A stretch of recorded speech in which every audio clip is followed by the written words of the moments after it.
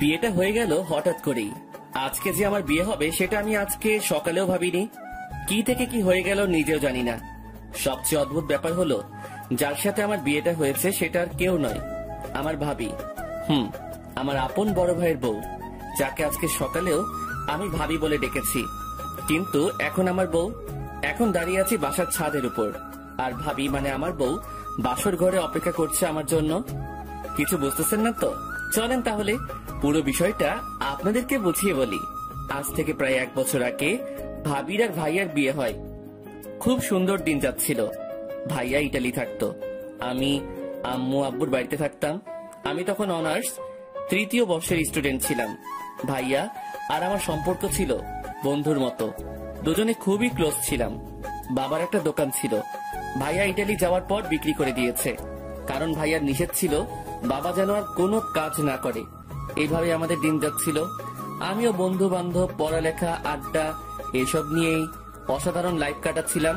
একটা ঝড় এসে আমাদের এই সুখী লাইফটাকে তছনছ করে দিয়েছে। ভাইয়া বিদেশ থেকে বাড়িতে আসলো। আমরা ভাইয়ার জন্য মেয়ে দেখতে শুরু করে দিলাম। যদিও ভাইয়া বিয়ের জন্য রেডি ছিল না, তবুও আব্বু আম্মুর জোড়াজড়িতে রাজি হয়ে গেল। অনেকগুলো মেয়ে দেখার পর একটা মেয়েকে ভাইয়ার জন্য আমরা পছন্দ করি। মেয়েটা দেখতে অসাধারণ, প্রথম দেখায় যে কারো পছন্দ হয়ে যাবে। ভাইয়ার ক্ষেত্রেও ব্যতিক্রম কিছু হয়নি। ভাইয়াও মেয়েটাকে পছন্দ করে ফেললো। মেয়েটা আমার সাথেই পড়তো, অর্থাৎ অনার্স 3য় বর্ষে। শুধু ক্যাম্পাসটা ভিন্ন ছিল। নাম হচ্ছে অবন্তী। দুই ফ্যামিলির সম্মতিতে মহা ধুমধামে ভাইয়ার বিয়েটা হয়ে গেল। ভাইয়া আর ভাবির আন্ডারস্ট্যান্ডিংটা ছিল অসাধারণ। দুজন দুজনকে অল্প দিনেই অনেক ভালোবেসে ফেললো, সেটা ওনার হাবভাব দেখলেই বোঝা যায়। বিয়ের পরে ভাইয়া ভাবিকে নিয়ে অনেক ঘোরাফেরা করলো। আমিও ভাবির সাথে অনেক মশকরা করতাম। ভাবি সব ক্লোজ ভাবে দিত। ভাবিও অল্প দিনে আব্বু আম্মুর মন জয় করে নিল। আম্মু নিজের হাতে ভাবির মাথায় তেল দিয়ে দেয়, রান্না শিখায়। আব্বু আর আম্মু ভাবিকে কখনো ছেলের বউ হিসেবে দেখেনি, নিজের মেয়ের মতোই দেখেছে। ভাবির আব্বু আম্মুকে নিজের বাবা মায়ের মতোই সেবা যত্ন করত, সবকিছুতে হেল্প করত। ভাবি বাসায় আসার পর থেকে যেন বাসাটা অন্যরকম হয়ে গেল। খুব সুন্দরভাবে আমাদের দিন যাচ্ছিল। বিয়ের 2 মাস পরে ভাইয়ার ছুটি শেষ, তাই আবারও ইটালি চলে যেতে হবে। যদিও ভাইয়ার যাওয়ার মতো মন মানসিকতা ছিল না, কারণ নতুন বিয়ে করেছে, আরো কিছুদিন থাকার ইচ্ছা ছিল। বাট নিজের ক্যারিয়ার, ফ্যামিলির কথা চিন্তা করে ভাইয়া ইটালি চলে গেল। ভাইয়া চলে যাওয়ার পর প্রতিদিনই আমাদের সবার সাথে কথা হতো। আমি এটা ওটা বলে ভাইয়াকে খেপাতাম।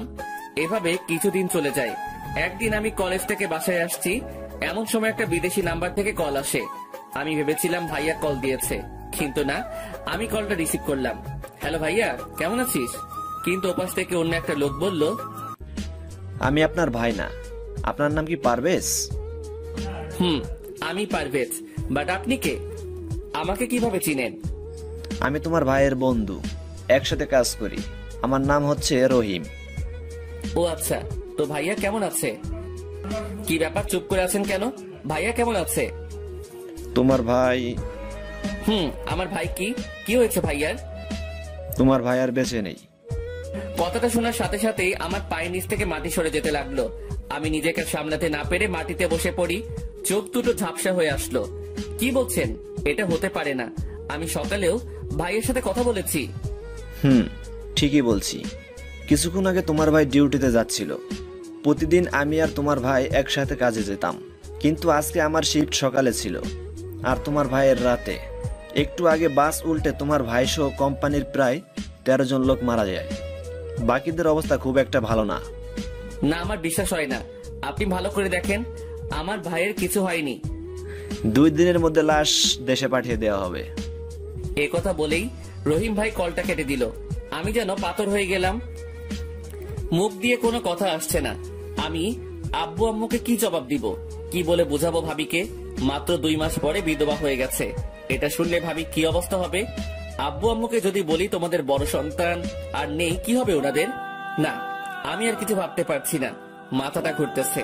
তাড়াতাড়ি বাসায় যাই। একটা রিক্সা নিয়ে তাড়াতাড়ি বাসায় চলে গেলাম। কলিং বেল দেওয়ার একটু পর ভাবি এসে দরজা খুলে দেয়। কি ব্যাপার, আজকে আমার দুষ্টু দেবরটা এত তাড়াতাড়ি বাসায় চলে আসছে কেন? নিশ্চয়ই কলেজ ফাঁকি দিয়েছে। ভাবির কথা শুনে আমার ভিতরটা আবারও মোচড় দিয়ে উঠলো। আমি কোনো কথা না বলে নিজের রুমে চলে গেলাম। দরজা লাগিয়ে দিয়ে ওয়াশরুমে চলে গেলাম। পানি ছেড়ে দিয়ে ইচ্ছে মতো কাঁপতে লাগলাম। অনেকক্ষণ পর বের হলাম। ভাবি আমার রুমের দরজায় টোকা দিতে লাগলো। কি ব্যাপার দেবর সাহেব, মন খারাপ কেন? কি হয়েছে? মনে মনে বললাম, কি হয়েছে সেটা যদি শুনেন তাহলে আপনি নিজেকে স্থির রাখতে পারবেন না। ভাবি যেন কিছু না বোঝে, সেজন্য বললাম, কিছু না। না না, কিছু তো একটা হয়েছে। চোখ মুখ লাল কেন? বললাম তো ভাবি, কিছু হয়নি। আচ্ছা, খেতে চলো, আব্বু আম্মু বসে আছে। আপনারা খেয়ে নেন, আমি খাবো না।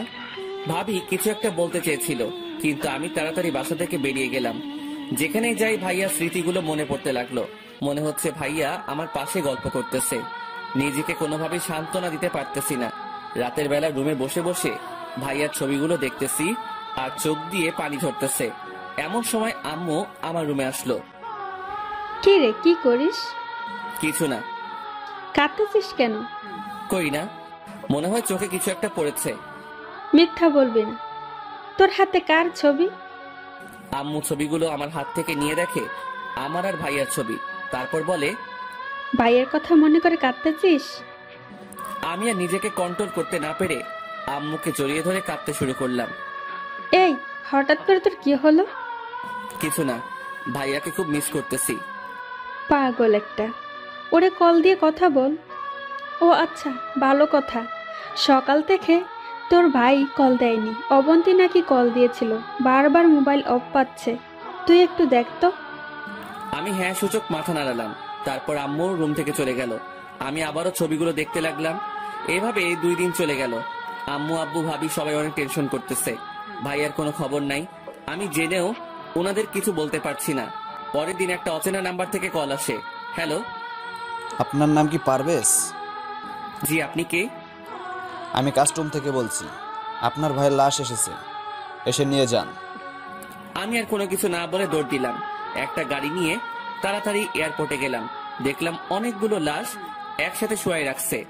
দেখে এই ভিতরটা কেঁদে উঠলো। তারপর কয়েকজন পুলিশ লাশগুলোকে পোস্টমর্টেম করার জন্য লাশবাহী গাড়িতে উঠিয়ে হাসপাতালে নিয়ে গেল। অনেক রিকোয়েস্ট করার পরও ওরা আমাদের কারো কথা শুনলো না। পুলিশের পিছে পিছে হাসপাতালে গেলাম। অনেকক্ষণ ধরে হাসপাতালে বসে আছি। চারপাশে অন্যান্য লোকগুলো কেঁদেই যাচ্ছে। আমারও চোখ দিয়ে পানি ঝরতেছে। এখনো বিশ্বাস হচ্ছে না যে আমার ভাই আর বেঁচে নেই। তারপর প্রত্যেকটা লাশ তাদের আত্মীয়দের নিকট দিয়ে দেওয়া হচ্ছে। আমি ভাইয়ার লাশের পাশে দাঁড়িয়ে রইলাম। ভাইয়ার চেহারার দিকে তাকিয়ে আছি। দেখে মনে হচ্ছে আমার ভাইটা এখনো হাসতেছে, কিছুই হয়নি। কি সুন্দর ঘুমাচ্ছে আমার ভাই। আমি ভাইয়ার দিকে তাকিয়ে কাঁদতেছি।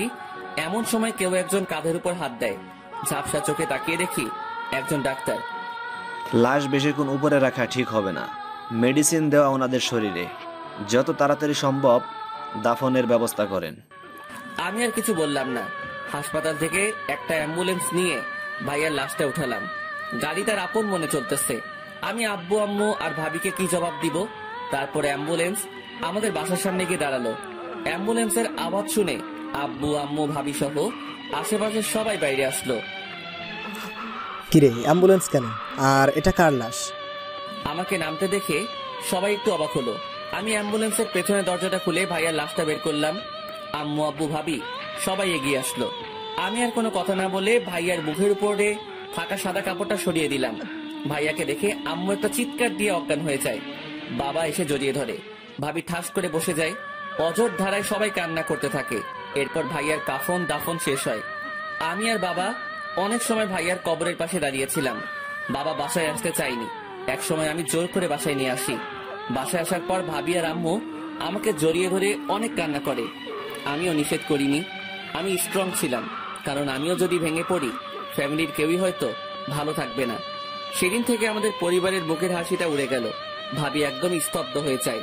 ভাইয়া মারা যাওয়ার পর ফ্যামিলিতে ক্রাইসিস শুরু হয়, কারণ আগে ভাইয়ার টাকা দিয়ে সব খরচ হতো। আব্বুর দোকানটাও বিক্রি করে দিচ্ছে। আর আব্বুর এখন যে অবস্থা, তার দ্বারা কোনো কাজ করা পসিবল না। বাধ্য হয়ে আমি নেমে গেলাম জীবন যুদ্ধে।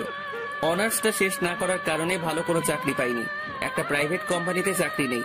আমার কাজ হচ্ছে বাজারের প্রত্যেকটা দোকানে গিয়ে কার কি মাল লাগবে সেটা লিখে এনে মালগুলো আবার পৌঁছে দেওয়া, যাকে বলা হয় স্যার। ভাইয়ার কথা খুব মনে পড়তো। কত কষ্ট করে ভাইয়ার টাকা ইনকাম করতো, এখন হারে হারে টের পাচ্ছি। বেতন ছিল কম, মাত্র 8,000 টাকা, যেটা দিয়ে ফ্যামিলি কোনো মতো চললেও আব্বু আম্মুর মেডিসিন কেনা প্রায় অসম্ভব। তাই বন্ধুদেরকে বলে কয়েকটা টিউশনি নিয়ে নিলাম।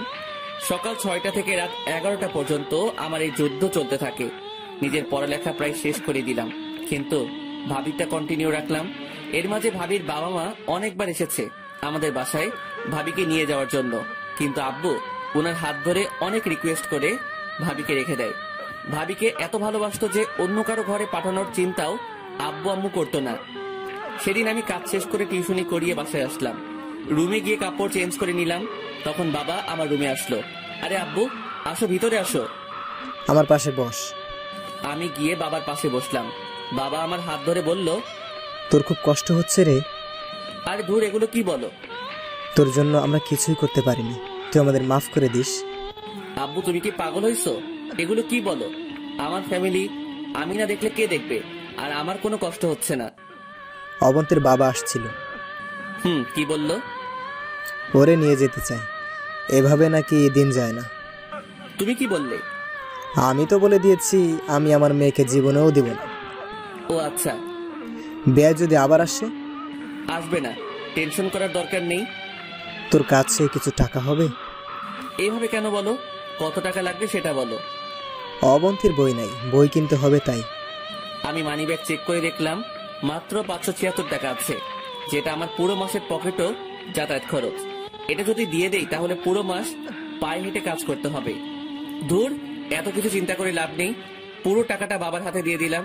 বাবা টাকা হাতে নিয়ে চোখ মুছতে মুছতে নিজের রুমে চলে গেল। পরের দিন তাড়াতাড়ি ঘুম থেকে উঠলাম, কেননা আমাকে পায়ে হেঁটে যেতে হবে, গাড়ি ভাড়া নাই। তাই তাড়াতাড়ি উঠে রওনা দিলাম। তারপরও অফিস পর্যন্ত যেতে 20 মিনিট দেরি হয়। বস ইচ্ছে মতো ঝাড়ি দিল। তারপর গতকালকে যে মালগুলো রিসিট কেটে নিয়ে আসছি সেগুলো দোকানে নিয়ে যাওয়ার জন্য একটা কভার ভ্যান নিয়ে রওনা দিলাম। অন্য একজন ভ্যান চালাচ্ছে, আমি পিছন দিক থেকে ধাক্কা দিয়ে নিয়ে যাচ্ছি, হাতে অনেকগুলো মালের স্যাম্পল। একটা দোকানে মাল দিয়ে আসার পথে ভাবিকে দেখলাম অনেকগুলো মেয়ের সাথে, মনে হয় ক্লাস শেষ করে বাসায় যাচ্ছে। ভাবির চোখ দেখে চিনে ফেললাম যে এটা ভাবি হবে। আমি তখন ভ্যান ঠেলতেছি, ভাবি আমার দিকে অবাক দৃষ্টিতে তাকিয়ে আছে। আমি ওনার চোখে স্পর্শ পানি দেখলাম। আমি ভাবিকে দেখেও না দেখার ভান ধরে চলে গেলাম। এভাবে আমাদের দিন যাচ্ছে। বাস্তবতা কি জিনিস হারে হারে টের পাচ্ছি। আজকে শুক্রবার, চাকরি টিউশনি সবকিছুই বন্ধ, তাই ঘুমিয়ে আছি। অনেকদিন ধরে ঠিক মতো ঘুমাতে পারি না। ভাবি আমার রুমে আসলো।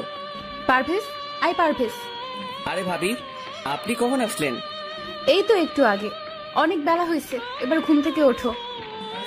উঠতেছি। আসলে শরীরটা কেমন যেন ব্যথা করতেছে, তাই ঘুমটা একটু বেশি হলো। তোমার খুব কষ্ট হচ্ছে তাই না? আরে ধুর, এগুলো কি বলেন? আমি তো সুন্দর লাইফ কাটাচ্ছি, কোনো প্রবলেম হচ্ছে না। আমি দেখেছি কেমন সুন্দর লাইফ কাটাচ্ছ। আচ্ছা, আপনার পড়ালেখার কি অবস্থা? মোটামুটি। তুমি আর পড়বে না? দেখি কি করা যায়।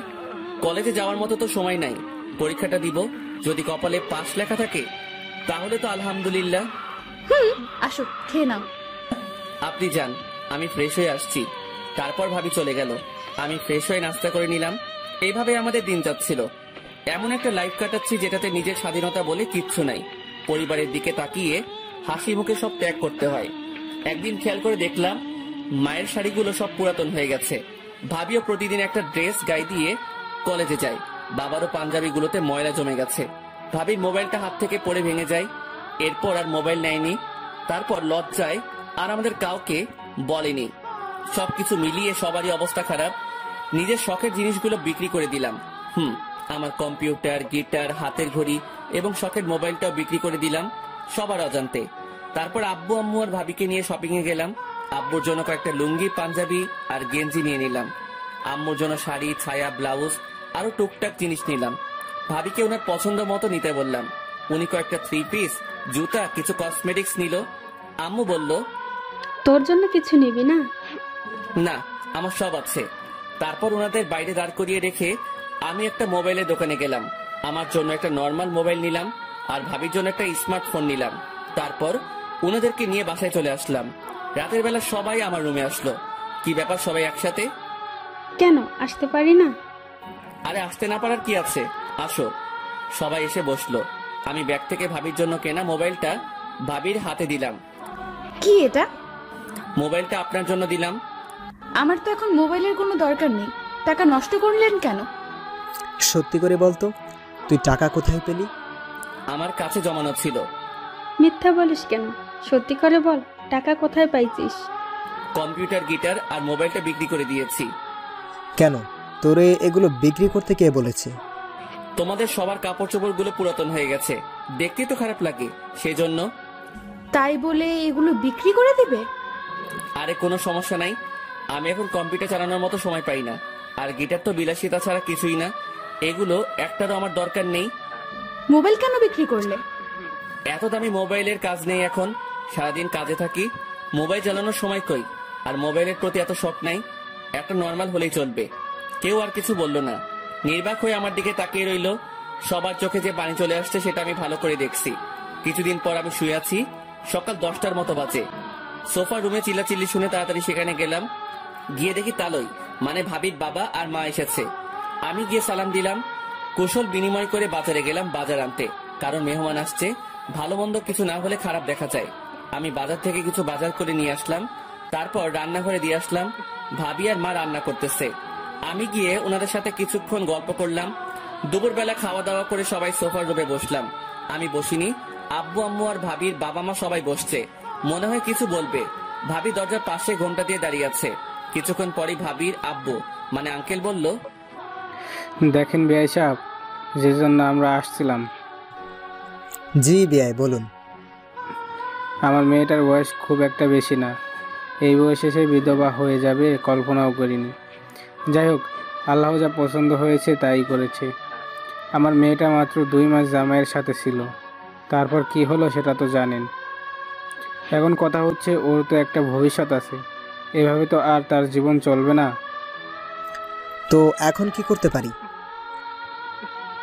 আপনাদের কিছু করতে হবে না, আমাদের মেয়েকে আমরা নিয়ে যাব, ওর অন্য জায়গায় বিয়ে দিয়ে দেব। এভাবে থাকলে তো আর হবে না। না বিআই, এটা করবেন না। আমার মেয়েকে আমার কাছ থেকে নিয়ে যাবেন না। দেখেন, আবেগ দিয়ে তো আর জীবন চলে না, বাস্তবতা মেনে নিতে হবে। এটা ঠিক যে আমার মেয়ের কপাল অনেক ভালো, আপনাদের মতো শ্বশুর শাশুড়ি পেয়েছে। খুব কম মেয়েই এরকম শ্বশুর শাশুড়ি পেয়ে থাকে। কিন্তু আপনারা তো আর ওর কিছু করতে পারবেন না। ও কি আপনাদের সাথে জীবন কাটাতে পারবে? আমাদেরও তো বয়স হয়েছে, মরতে তো হবেই। আপনাদের কিছু হয়ে গেলে আমার মেয়েটার কি হবে? কিন্তু এখানে তো ওর কোনো সমস্যা হচ্ছে না, সব ঠিকঠাক মতো আছে। সব আছে, বাট স্বামী তো নেই। একটা মেয়ে কি এইভাবে লাইফ কাটাতে পারে? আপনিই বলুন, আপনার মেয়ে হলে আপনি কি করতেন? আমি জানি আপনি অবন্তীকে অনেক ভালোবাসেন, নিজের মতোই দেখেন, কিন্তু অবন্তীকে আমরা আর এখানে থাকতে দিতে পারি না। অন্ততপক্ষে ওর বাবা হিসেবে এটা আমার দায়িত্ব। আমার মেয়ে আমার কাছেই থাকবে, আমি আমার মেয়েকে যেতে দেব না। আপনি এসব কি বলছেন? আমার এক ছেলে হয়তো আমাদের ছেড়ে চলে গেছে, কিন্তু আরেকজন তো আছে। আপনি না অবন্তীকে বাইরে বিয়ে দিতে চেয়েছেন? বাইরে দেওয়ার দরকার নেই, আমার ছোট ছেলের সাথেই ওর বিয়ে দেব। এবার তো আর বলতে পারবেন না যে আপনার মেয়ে বিধবা, ওর স্বামী নাই, এগুলো তো আর বলতে পারবেন না। আমি বাবার কথা শুনে চোখ বড় বড় করে ওনার দিকে তাকালাম। এটা কেমনে হয়? এখন আমি অবন্তীকে ভাবি বলে ডাকি, আর সে নাকি আমার? না, এটা কিছুতেই সম্ভব না। আমার মাথা ঘুরতেছে। হঠাৎ করে বাবা আমার দুহাত চেপে ধরে বলে, প্লিজ বাবা, তুই না করিস না, তুই অবন্তীকে বিয়ে কর আর মেয়েকে আমার কাছে থাকতে দে। প্লিজ বাবা, আমার অনুরোধটা রাখ, না হলে যে আমি মরেও শান্তি পাবো না। পারবেজ, বাবা মা প্লিজ না করিস না। আমি বাবার হাত ধরে হ্যাঁ সূচক মাথা নাড়ালাম। ভাবির দিকে তাকিয়ে দেখি উনি চোখ মুছতে মুছতে রুমে চলে গেল। ভাবির আম্মু বলল, বিআই, আপনি মানুষ না ফেরেশতা। একটা মানুষ এত ভালো হয় কেমনে? আমি নিজেও জীবনে আমার মেয়ের জন্য এত কিছু করিনি যেটা আপনি করলেন। আচ্ছা বিআই মশাই, বিয়েটা আজকেই হয়ে যাক, আমি কাজেই ডেকে নিয়ে আসি। আচ্ছা ঠিক আছে, আমি আমার ছেলেকে আর ছেলের বউকে আসতে বলি, আর অবন্তীকে বাইরে নিয়ে গিয়ে সাজিয়ে আনার জন্য বলবো। আচ্ছা, আমি বাজারে গেলাম। কোনো রকম অনুষ্ঠান ছাড়াই বিয়েটা হয়ে গেল। ভাবিকে আজকে একটু অন্যরকম সুন্দর লাগছে। প্রথম বিয়ের চেয়েও বেশি।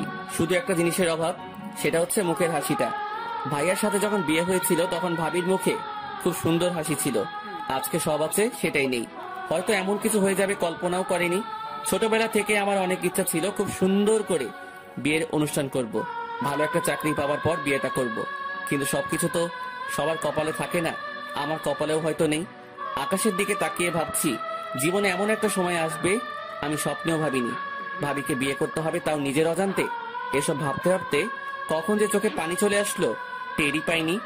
কেউ একজন পেছন থেকে কাঁধের উপর হাত দেয়। তাকিয়ে দেখি বাবা। আব্বু তুমি এখনো ঘুমাওনি?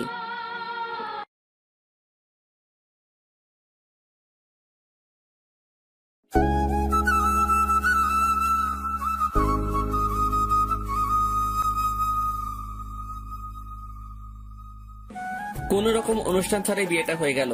ভাবিকে আজকে একটু অন্যরকম সুন্দর লাগছে। প্রথম বিয়ের চেয়েও বেশি। শুধু একটা জিনিসের অভাব, সেটা হচ্ছে মুখের হাসিটা। ভাইয়ার সাথে যখন বিয়ে হয়েছিল তখন ভাবির মুখে খুব সুন্দর হাসি ছিল। আজকে সব আছে, সেটাই নেই। হয়তো এমন কিছু হয়ে যাবে কল্পনাও করেনি। ছোটবেলা থেকে আমার অনেক ইচ্ছা ছিল খুব সুন্দর করে বিয়ের অনুষ্ঠান করব, ভালো একটা চাকরি পাওয়ার পর বিয়েটা করব। কিন্তু সবকিছু তো সবার কপালে থাকে না, আমার কপালেও হয়তো নেই। আকাশের দিকে তাকিয়ে ভাবছি জীবনে এমন একটা সময় আসবে আমি স্বপ্নেও ভাবিনি। ভাবিকে বিয়ে করতে হবে, তাও নিজের অজান্তে। এসব ভাবতে ভাবতে কখন যে চোখে পানি চলে আসলো টেরই পাইনি। কেউ একজন পেছন থেকে কাঁধের উপর হাত দেয়। তাকিয়ে দেখি বাবা। আব্বু তুমি এখনো ঘুমাওনি? পৃথিবীর নিকৃষ্ট বাবার মধ্যে আমি একজন, যে অন্যের মেয়ের জন্য নিজের ছেলেকে কোরবানি দিলাম। তোর সাথে আমি অনেক বড় অন্যায় করেছি। এই বয়সে সবাই ঘোরাফেরা করতেছে, আর আমি তোর কাঁধে সব চাপ তুলে দিলাম। আবার তোর অমত থাকা সত্ত্বেও অবন্তীর সাথে তোর বিয়ে দিয়ে দিলাম। ধুর, তুমি এগুলো কি বলো? তোমার যেটা ভালো মনে হয়েছে সেটাই করেছো। অবন্তীকে অনেক ভালোবাসি রে। মেয়েটাকে ছাড়া ঘরটা কেমন যেন ফাঁকা ফাঁকা লাগে। যা, অনেক রাত হয়েছে, এবার ঘরে যা। মেয়েটা অনেকক্ষণ ধরে বসে আছে। আমি আর কোনো কথা না বলে নিচে চলে আসলাম। এসে রুমে চলে গেলাম। দরজা খুলে ভিতরে গিয়ে দেখি ভাবি মানে অবন্তী ভাইয়া একটা ছবির দিকে তাকিয়ে কাঁদতেছে। আমার ঠিক কি করা উচিত কিছুই বুঝতেছি না। আমি খাটের পাশে গিয়ে দাঁড়িয়ে রইলাম। একটু পর ভাবি, না আর ভাবি বলবো না, কারণ সে এখন আমার স্ত্রী। বলল, পারভেজ, জি। তোমার সাথে কিছু কথা আছে। বলেন। আমি জানি তুমি ছেলেটা অনেক ভালো। তোমার মতো ছেলেকে স্বামী হিসেবে পাওয়া সত্যিই ভাগ্যের ব্যাপার, কিন্তু আমি তোমাকে কখনো স্বামী হিসেবে মানতে পারবো না। অবাক হয়ে ওনার দিকে তাকিয়ে রইলাম। তুমি তো জানোই তোমার ভাইকে আমি কতটা ভালোবাসি। তোমার ভাইয়ের জায়গায় আমি অন্য কাউকে জীবনেও কল্পনা করতে পারবো না। যেদিন প্রথম বউ সেজে তোমাদের বাসায় এসেছিলাম তখনই ওয়াদা করেছি তোমার ভাইকে ছাড়া জীবনে আর কারো দিকে তাকাবো না। আমার থেকে তোমার ভাই আমাকে বেশি ভালোবাসতো। কতটা ভালোবাসতো সেটা হয়তো কল্পনাও করা যাবে না। তুমি হয়তো আমাকে প্রশ্ন করতে পারো, আমি যদি অন্য কাউকে স্বামী হিসেবে না মানতে পারি তাহলে তোমাকে কেন বিয়ে করলাম? হ্যাঁ, এটার উত্তরও দিয়ে দিচ্ছি।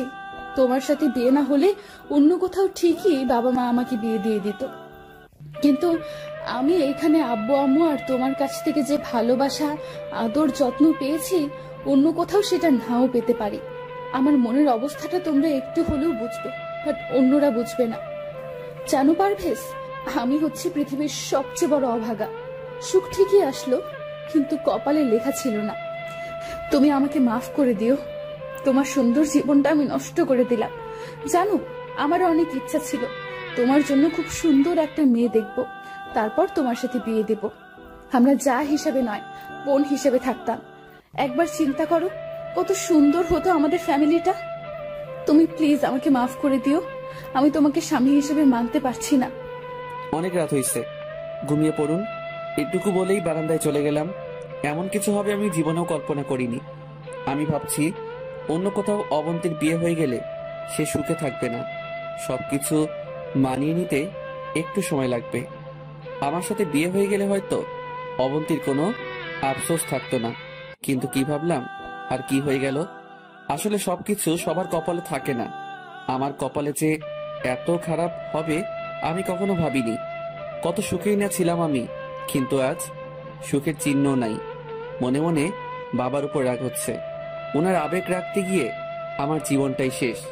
ভাইয়ার কথা খুব মনে পড়তেছে। আমি রুম থেকে বেরিয়ে গেলাম, ভাইয়ার কবরের কাছে যাব।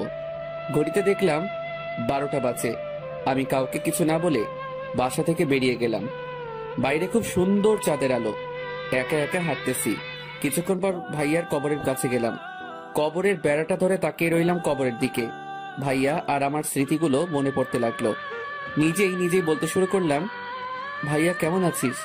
তোর কি সময় হবে একটু কথা বলতাম? জানিস, তুই যে আমার মাথার উপর ছায়ার মতো ছিলি, এখন হাড়ে হাড়ে টের পাচ্ছি। যখন যেটা চেয়েছি সেটাই তুই আমাকে দিয়েছিস, কিন্তু দেখ আমি কি হতভাগা। তোর জন্য কিছুই করতে পারলাম না। তুই যখন ফ্যামিলি চালাইছিস, রাজার মতো চলেছি আমরা, অথচ দেখ আমি কিভাবে চালাচ্ছি। এক বেলা খেলে পরের বেলা না খেয়ে থাকতে হয়। বাবা মাকে আমি সুখে রাখতে পারছি না। জানিস ভাই, এখনো আমি কোনো জিনিস কিনলে তোর জন্য কিনে রাখি।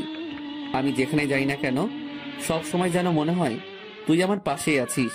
ভাই, তোর মনে আছে তুই যেদিন বাইক কিনেছিলি, চাবিটা আমার হাতে দিয়ে দিলি আর বললি বাইকটা আজ থেকে তোর। তুই আমার জন্য অনেক স্যাক্রিফাইস করেছিস, কিন্তু দেখ আমি কত বড় হারামি।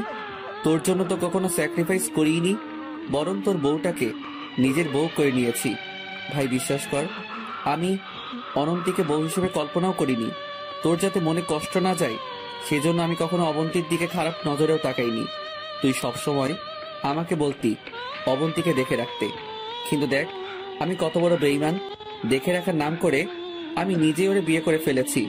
ভাই, এই ভাই, আর একবার আমাদের মাঝে আয়। আমি যে আর পারছি না, মা বাবাকেও কিছু বুঝতে দিতেছি না, কারণ আমি যদি ভেঙে পড়ি তাহলে ওদের কি হবে। ভাই, আমি তোর সাথে অনেক বড় অন্যায় করেছি, তুই আমাকে মাফ করে দিস। আর কোনো কথা মুখ দিয়ে আসছে না, বারবার ভাইয়ার চেহারাটা চোখে ভাসতেছে।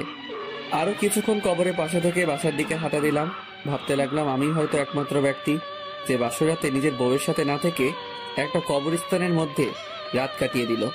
বাসায় যাওয়ার পর দেখলাম অবন্তী এখনো নাক টেনে টেনে কাঁদতেছে। কি ব্যাপার, আপনি এখনো ঘুমাননি? কোথায় গিয়েছিলে? ছাদে। রাত অনেক হয়েছে, ঘুমিয়ে যান। তারপর আমি একটা বালিশ নিয়ে ফ্লোরে ঘুমিয়ে পড়লাম। সকালবেলা ফজরের আজানের সময় ঘুমটা ভেঙে যায়। আমি উঠে নামাজ পড়ার জন্য রেডি হচ্ছি। অবন্তীর দিকে তাকিয়ে দেখি বাচ্চাদের মতো ঘুমাচ্ছে। কিছুক্ষণ তাকিয়ে থাকলাম, তারপর বাসা থেকে বের হয়ে মসজিদে চলে গেলাম। নামাজ পড়ে এসে দেখি অবন্তীও উঠে গেছে। আমি ওয়াশরুমে গিয়ে গোসল করে নিলাম। কাজে চলে যেতে হবে, পকেটে কোনো টাকা নেই, তাই হেঁটেই যেতে হবে। তাড়াতাড়ি না গেলে বসের ঝাড়ি খেতে হবে। গোসল করে রেডি হয়ে রুম থেকে বের হলাম। দেখি মা রান্না করছে আর অবন্তী সেগুলো সাজিয়ে দিচ্ছে। বাবা বসে বসে খবরের কাগজ পড়তেছে। আমাকে এত সকাল সকাল রেডি হতে দেখে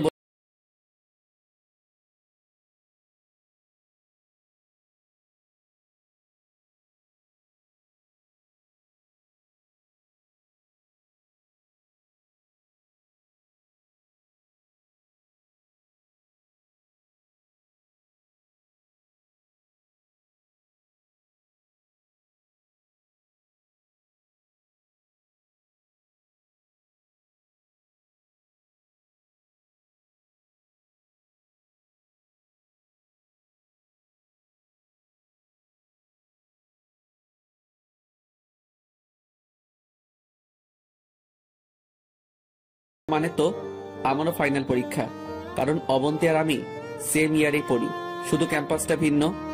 যখন কলেজে নিয়মিত যাইতাম, টাকা খরচ করতাম, কত বন্ধু বান্ধব ছিল, আর এখন টাকাও নাই, বন্ধুও নাই। ফাইনাল এক্সাম চলে আসছে, অথচ কেউ একটু আমাকে জানালোও না। আমারও অনেক ইচ্ছা ছিল অনার্সটা অন্তত শেষ করা, কিন্তু কিভাবে কি করব? অবন্তীর টাকা দেওয়ার মতো টাকাও তো আমার হাতে নাই। প্রতিদিনের মতো গোডাউনে চলে গেলাম। বস সেখানে বসে আছে। আসসালামু আলাইকুম বস। কি অবস্থা মিস্টার পারভেজ? কালকে আসনি যে? বস একটু কাজ ছিল। এত কি কাজ তোমার? এত কাজ হলে কি দরকার চাকরি করার? চুপ করে দাঁড়িয়ে আছি। যাও, আজকে সবগুলো মাল সেল করে আসবে, না হলে বেতন কেটে নিয়ে যাওয়া হবে। এখনো দাঁড়িয়ে আছি। কি ব্যাপার, দাঁড়িয়ে আছো কেন? কিছু বলবা নাকি? জি বস, একটা কথা ছিল।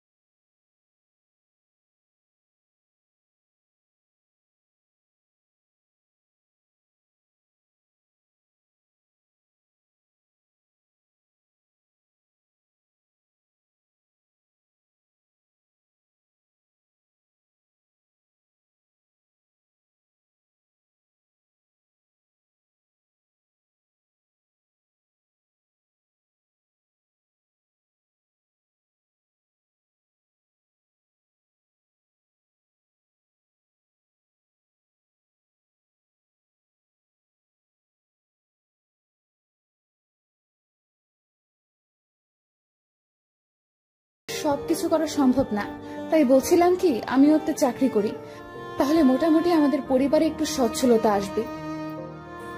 এই পরিবারে আর কারো ইনকাম করার দরকার নেই। আমি এখনো মরিনি। যদি করার এত ইচ্ছে থাকে তাহলে আমি মরার পরে করিয়েন। সবাই আমার দিকে হা করে তাকিয়ে আছে। আমি আর কোনো কথা না বলে রুমে চলে গেলাম। আসল কথা হচ্ছে আমি চাই না অবন্তী কোনো কাজ করুক। এমনিতে আমি সারাদিন বাইরে থাকি। এখন যদি অবন্তীও বাইরে চাকরি করে তাহলে আব্বু আম্মুকে কে দেখবে? বুড়া বয়সে দুজনেরই কষ্ট হবে। রাতে খেয়ে আমি বাইরে থেকে ঘুরে আসলাম। রুমে এসে দেখি অবন্তী ভাইয়ার ছবিটা হাতে নিয়ে বসে আছে। আমাকে দেখার পর ছবিটা রেখে দিল। আমি বিছানা থেকে একটা বালিশ আর কাঁথা নিয়ে ফ্লোরে শুয়ে পড়লাম। পারভেজ, একটা কথা বলতাম। বলেন। তুমি খাটে থাকো, আমি ফ্লোরে ঘুমাই। সারাদিন কাজ করে আসছো, এখন ফ্লোরে ঘুমালে হয়তো ঘুম আসবে না। আমি কাপুরুষ নই যে একটা মেয়ে মানুষকে নিচে ঘুমাতে দিয়ে আমি নিজে খাটে ঘুমাবো। আপনি ঘুমান, এমনিতে অনেক রাত হয়েছে। আর কোনো কথা না বলে ফ্লোরে ঘুমিয়ে গেলাম। সকালে ঘুম থেকে উঠে দেখি অবন্তী গোসল করে আয়নার সামনে বসে চুল ঠিক করছে। ভেজা চুলে একটু অন্যরকম সুন্দর দেখাচ্ছে। আমি দেখেও না দেখার ভান ধরে শুয়ে রইলাম। পরে মনে হলো যে পায়ে হেঁটে কাজ করতে হবে। রোমান্টিক মুডে থাকার মতো সময় নাই। উঠে ফ্রেশ হয়ে গোসল করে রেডি হয়ে বেরিয়ে গেলাম। আজকেও অনেকগুলো মাল নিয়ে কভার ভ্যান খেলতে শুরু করলাম। মনে মনে ভাবতে লাগলাম, অবন্তী কেন আমাকে মেনে নিচ্ছে না? যেখানে আমি ওকে মেনে নিব না, সেখানে তার উল্টোটা হচ্ছে। এভাবে দিন যেতে লাগলো। বিয়ে করেও আমার আর অবন্তীর সম্পর্ক ভাবি দেবরের মতোই রয়ে গেল। মাঝে মাঝে অবন্তীর উপর অনেক রাগ হয়। কি করব কিছুই বুঝতে পারছি না। আব্বু আম্মুর জন্য আজকে আমার এই অবস্থা। দেশে মেয়ের অভাব পড়েছে যে আমাকে ভাবিকে বিয়ে করতে হলো। সারাদিন কাজ করে এসে আবার রাতে ফ্লোরে ঘুম। জীবনটা অসহ্য লাগছে। পরের দিন কাজে গেলাম, শরীরটা ভালো লাগছে না, মনে হচ্ছে জ্বর আসবে। ইচ্ছা না থাকা সত্ত্বেও রাত পর্যন্ত কাজ করলাম। রাতে না খেয়ে ঘুমিয়ে গেলাম। গভীর রাতে আমার কাঁপুনি দিয়ে জ্বর আসছে। ঠিক মতো চোখও মেলতে পারছি না। হঠাৎ করে কপালে কারো নরম হাতের স্পর্শ পেলাম। ঝাপসা চোখে তাকিয়ে দেখি অবন্তী ডাকতেছে। পারভেজ, এই কি হয়েছে তোমার? এরকম করছো কেন? আমার অবস্থা এতই খারাপ যে ওর সাথে কথা বলার মতো শক্তিও আমার নেই। অবন্তী আমাকে উঠিয়ে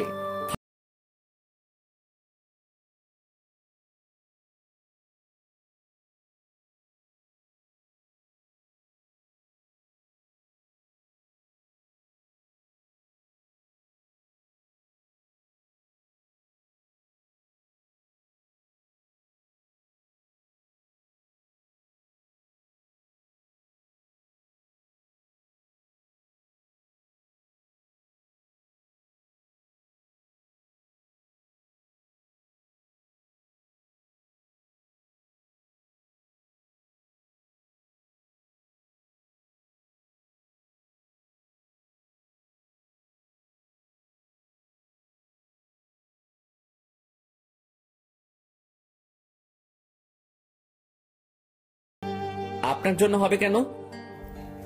ফ্লোরে ঘুমানোর কারণে এমন হয়েছে। প্লিজ তুমি খাটে ঘুমাও, আমি নিচে ঘুমাচ্ছি। দরকার নাই, আমার জন্মই হয়েছে নিচে ঘুমানোর জন্য। আমি থাকতে পারবো, সমস্যা নেই, আপনি ঘুমান। কিন্তু কোনো কিন্তু না। নিচে ঘুমালে আপনারও তো সমস্যা হতে পারে। তখন কি করবেন? সো ঘুমিয়ে পড়ুন। অবন্তী কিছু একটা বলতে চেয়েছিল, বাট আমি বলার আর সুযোগ না দিয়ে উল্টো পাশ হয়ে শুয়ে গেছি। ফকিন্নি এটা বলতে পারছে না যে আসো আমরা দুজনে খাটে ঘুমাই। দুজন খাটে ঘুমালে কি এমন সমস্যা হয়ে যাবে? আব্বু আম্মু বুঝে যাবে, তাই অন্য রুমেও যেতে পারছি না। দেখবো অবন্তী ম্যাডাম আপনি কতদিন এভাবে থাকতে পারেন। কয়েকদিন পর মোটামুটি সুস্থ, আবারও কাজে চলে গেলাম। এমন সময় আয়মানের সাথে দেখা হলো। কিরে দোস্ত, কি অবস্থা? এই তো আলহামদুলিল্লাহ ভালো। তোর? ভালোই। তোর কাজ শেষ হতে কতক্ষণ লাগবে? সন্ধ্যা হবে। আচ্ছা, কাজ শেষ করে দেখা করিস। অনেকদিন তোর সাথে আড্ডা দিই না। আচ্ছা ঠিক আছে। তারপর আবার কাজে চলে গেলাম। বিকেলবেলা আইমানের সাথে দেখা করতে গেলাম। আসছিস? বল কি অবস্থা? এই তো চলছে। এই জানিস আগামী মাস থেকে তো পরীক্ষা। কি আগামী মাসে পরীক্ষা? তোর প্রিপারেশন কেমন? পরীক্ষাও তো দেওয়ার কথা ছিল না, তুই তো টাকার ব্যবস্থা করে দিলি, আর বইও তো কিনিনি। প্রিপারেশন কেমন হবে তুই বল। তোর ভাই মারা যাওয়ার পর থেকে সব কেমন যেন উল্টাপাল্টা হয়ে গেছে। বাস্তবতা কি জিনিস এখন বুঝতেছি। তোর ভাবি কেমন আছে? ভাবি না, বউ আমার। বউ মানে? ভাবির সাথেই আব্বা আমার বিয়ে দিছে। কি? কখন? আমাকে তো কিছুই বলিসনি। পুরো ঘটনা শেয়ার করলাম। এত কিছু হয়ে গেছে অথচ আমাকে জানালি না। সরি দোস্ত, বলার মতো তেমন সুযোগ ছিল না। তো অবন্তীর জন্য তো এটা প্লাস পয়েন্ট, তবুও তোকে মেনে নিচ্ছে না কেন? জানি না রে, হয়তো আমি ওর যোগ্য নই। তো এখন কি করবি? কি আর করা, এভাবে দিন যাবে। শোন পারবেশ, এটা কোনো জীবন নয়, তোর একটা ভবিষ্যৎ আছে। এভাবে তো আর কিছুই হবে না। তো এখন কি করতাম? অবন্তীর সাথে কথা বলে সব ঠিকঠাক কর। কোনো লাভ হবে না, ও আমাকে মেনে নিতে পারবে না। না দিলে ডিভোর্স দিয়ে দিবে। অন্য কোথাও বিয়ে হলে তখন ঠেলা বুঝবে। ধুর, তুই পাগল নাকি? ওরে রাখার জন্যই আব্বু আমার সাথে বিয়ে দিচ্ছে, আর তুই বলছিস ডিভোর্স দিতে? ভালো তো, তাহলে সারা জীবন সিঙ্গেল থাক, ভাবি আর দেবরের মতো কাটা। শোন ভাই, জীবন অনেক কঠিন, সেটা তো তুই আমার থেকে ভালো জানিস। সেটা ঠিক, বাট অবন্তীকে ডিভোর্স দেওয়া তো দূরের কথা, ডিভোর্সের নাম মুখেও আনা যাবে না। দেখ, যা করবি ভেবে চিন্তে কর। আবেগ দিয়ে তো জীবন চলে না। আব্বা কি বললো, আম্মা কি বললো, এগুলোর দিকে কান্না দিয়ে নিজের মন কি বলে সেটা দেখ। তোর লাইফ তোকেই হ্যান্ডেল করতে হবে। ঠিক। তুই একটা কাজ কর। কি? তুই অবন্তীর সাথে সরাসরি এর ব্যাপারে কথা বল। কোন ব্যাপার? তোকে স্বামী হিসেবে মেনে নেবে নাকি নিবে না সেটা। যদি না মেনে নেবে বলে, তাহলে তুই অবন্তীকে বলে দিবি তুই ওকে ডিভোর্স দিয়ে দিবি। এটা কি করে হয়? সব হয়, তুই কথা বল। এখন না, পরীক্ষাটা শেষ হোক তারপর। আচ্ছা ঠিক আছে। তারপর আরো কিছুক্ষণ আড্ডা দিয়ে বাসায় চলে আসলাম। এইভাবেই দিন যাচ্ছে। অবন্তীর সাথে দরকার ছাড়া কথা বলি না, কেমন যেন অস্বস্তি লাগে। দেখতে দেখতে পরীক্ষার সময় চলে আসলো। অবন্তী আর আমি একসাথে পরীক্ষা দিলাম। আমার পরীক্ষার কথা শুনে বাবা মা অনেক খুশি। পরীক্ষার কিছুদিন পর একদিন সকালবেলা অবন্তী বসে বসে মোবাইল টিপতেছে। আব্বু আম্মু মামার বাড়িতে গেছে। আমি মনে মনে ভাবলাম এটাই সুযোগ, অবন্তীর সাথে এবার বোঝাপড়াটা হয়ে যাক। আমি অবন্তীর সামনে গেলাম। কিছু বলবে? বলো। আপনি কি চান? মানে আপনি কি আমার কাছে থাকতে চান নাকি আমার কাছ থেকে মুক্তি চান, কোনটা? পারভেজ, তোমার মাথা ঠিক আছে? এগুলো কি বলছো? আপনি উত্তর দেন। এখানে থাকতে কি আপনার কোনো সমস্যা হচ্ছে? না। তাহলে আমাকে স্বামী হিসেবে মানতে আপনার সমস্যা কোথায়? দেখো, আমি তোমাকে আগেই বলছি এটা কোনোভাবেই সম্ভব না। যদি আপনার অন্য কোথাও বিয়ে হতো, আমার সাথে বিয়ে হয়েছে বলে আপনি আমাকে মেনে নিতে পারছেন না, কিন্তু অন্য কোথাও হলে কি পারতেন? জীবনেও না। আমি কোনোদিনই আপনাকে কোনো কথা বলিনি। তার মানে এই নয় যে সারা জীবন এভাবে থাকবো। আমারও তো একটা লাইফ আছে, আমারও তো ইচ্ছা করে সুন্দর করে সংসার করতে। আব্বু আম্মু আপনাকে অনেক ভালোবাসে, নিজের মেয়ের মতো দেখে। এখন যদি আমি ওনাদেরকে বলি আপনাদের আদরের মেয়ে বিয়ের পরের দিন থেকে আমাকে ফ্লোরে রাখছে, তখন কি হবে চিন্তা করছেন? আপনার সাথে বিয়েটা হয়েই আমার জীবনটা শেষ। সারাদিন এত কাজ করার পরেও কোনো শান্তি নাই। আপনার সামনে দুটো রাস্তা খোলা আছে, হয় আপনি আমাকে মুক্তি দেন, না হয় আমি আপনাকে। পুরোটা বলার আগে অবন্তী আমার দিকে তাকিয়ে কাঁদতে শুরু করলো। আর কোনো কথা না বলে সে রুমে চলে গেল। ঠাস করে দরজাটা লাগিয়ে দিল। আমি সোফায় গিয়ে বসে রইলাম। একটু পর দেখি সে ব্যাগপত্র গুছিয়ে চলে যাচ্ছে। থামাতে গিয়েও থামাইনি। যাক, তাতে আমার কি?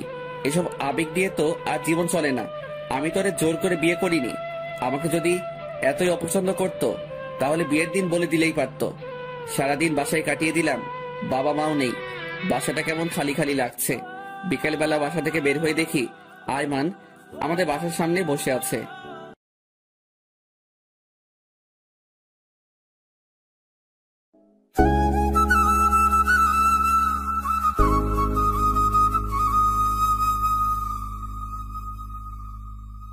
আমার সাথে বিয়ে হয়েছে বলে আপনি আমাকে মেনে নিতে পারছেন না, কিন্তু অন্য কোথাও হলে কি পারতেন? জীবনেও না। আমি কোনোদিনই আপনাকে কোনো কথা বলিনি। তার মানে এই নয় যে সারা জীবন এভাবে থাকবো। আমারও তো একটা লাইফ আছে, আমারও তো ইচ্ছা করে সুন্দর করে সংসার করতে। আব্বু আম্মু আপনাকে অনেক ভালোবাসে, নিজের মেয়ের মতো দেখে। এখন যদি আমি ওনাদেরকে বলি আপনাদের আদরের মেয়ে বিয়ের পরের দিন থেকে আমাকে ফ্লোরে রাখছে, তখন কি হবে চিন্তা করছেন? আপনার সাথে বিয়েটা হয়েই আমার জীবনটা শেষ। সারাদিন এত কাজ করার পরেও কোনো শান্তি নাই। আপনার সামনে দুটো রাস্তা খোলা আছে, হয় আপনি আমাকে মুক্তি দেন, না হয় আমি আপনাকে। পুরোটা বলার আগে অবন্তী আমার দিকে তাকিয়ে কাঁদতে শুরু করলো। আর কোনো কথা না বলে সে রুমে চলে গেল। ঠাস করে দরজাটা লাগিয়ে দিল। আমি সোফায় গিয়ে বসে রইলাম। একটু পর দেখি সে ব্যাগপত্র গুছিয়ে চলে যাচ্ছে। থামাতে গিয়েও থামাইনি। যাক, তাতে আমার কি? এসব আবেগ দিয়ে তো আর জীবন চলে না। আমি তো জোর করে বিয়ে করিনি। আমাকে যদি এতই অপছন্দ করত, তাহলে বিয়ের দিন বলে দিলেই পারত। সারাদিন বাসায় কাটিয়ে দিলাম, বাবা মাও নেই। বাসাটা কেমন খালি খালি লাগছে। বিকেলবেলা বাসা থেকে বের হয়ে দেখি আয়মান আমাদের বাসার সামনে বসে আছে। কি রে, তুই এখানে? কেন আসতে পারি না? আরে ধুর, সেটা না। এই সময় তুই তো এদিকে আসিস না, সেই জন্য জিজ্ঞেস করলাম। তোকে অনেকবার কল দিতেছিলাম, মোবাইল অফ দেখাচ্ছে, তাই চলে আসলাম। আচ্ছা, ভিতরে আয়। তারপর আয়মানকে নিয়ে আবার বাসায় গেলাম।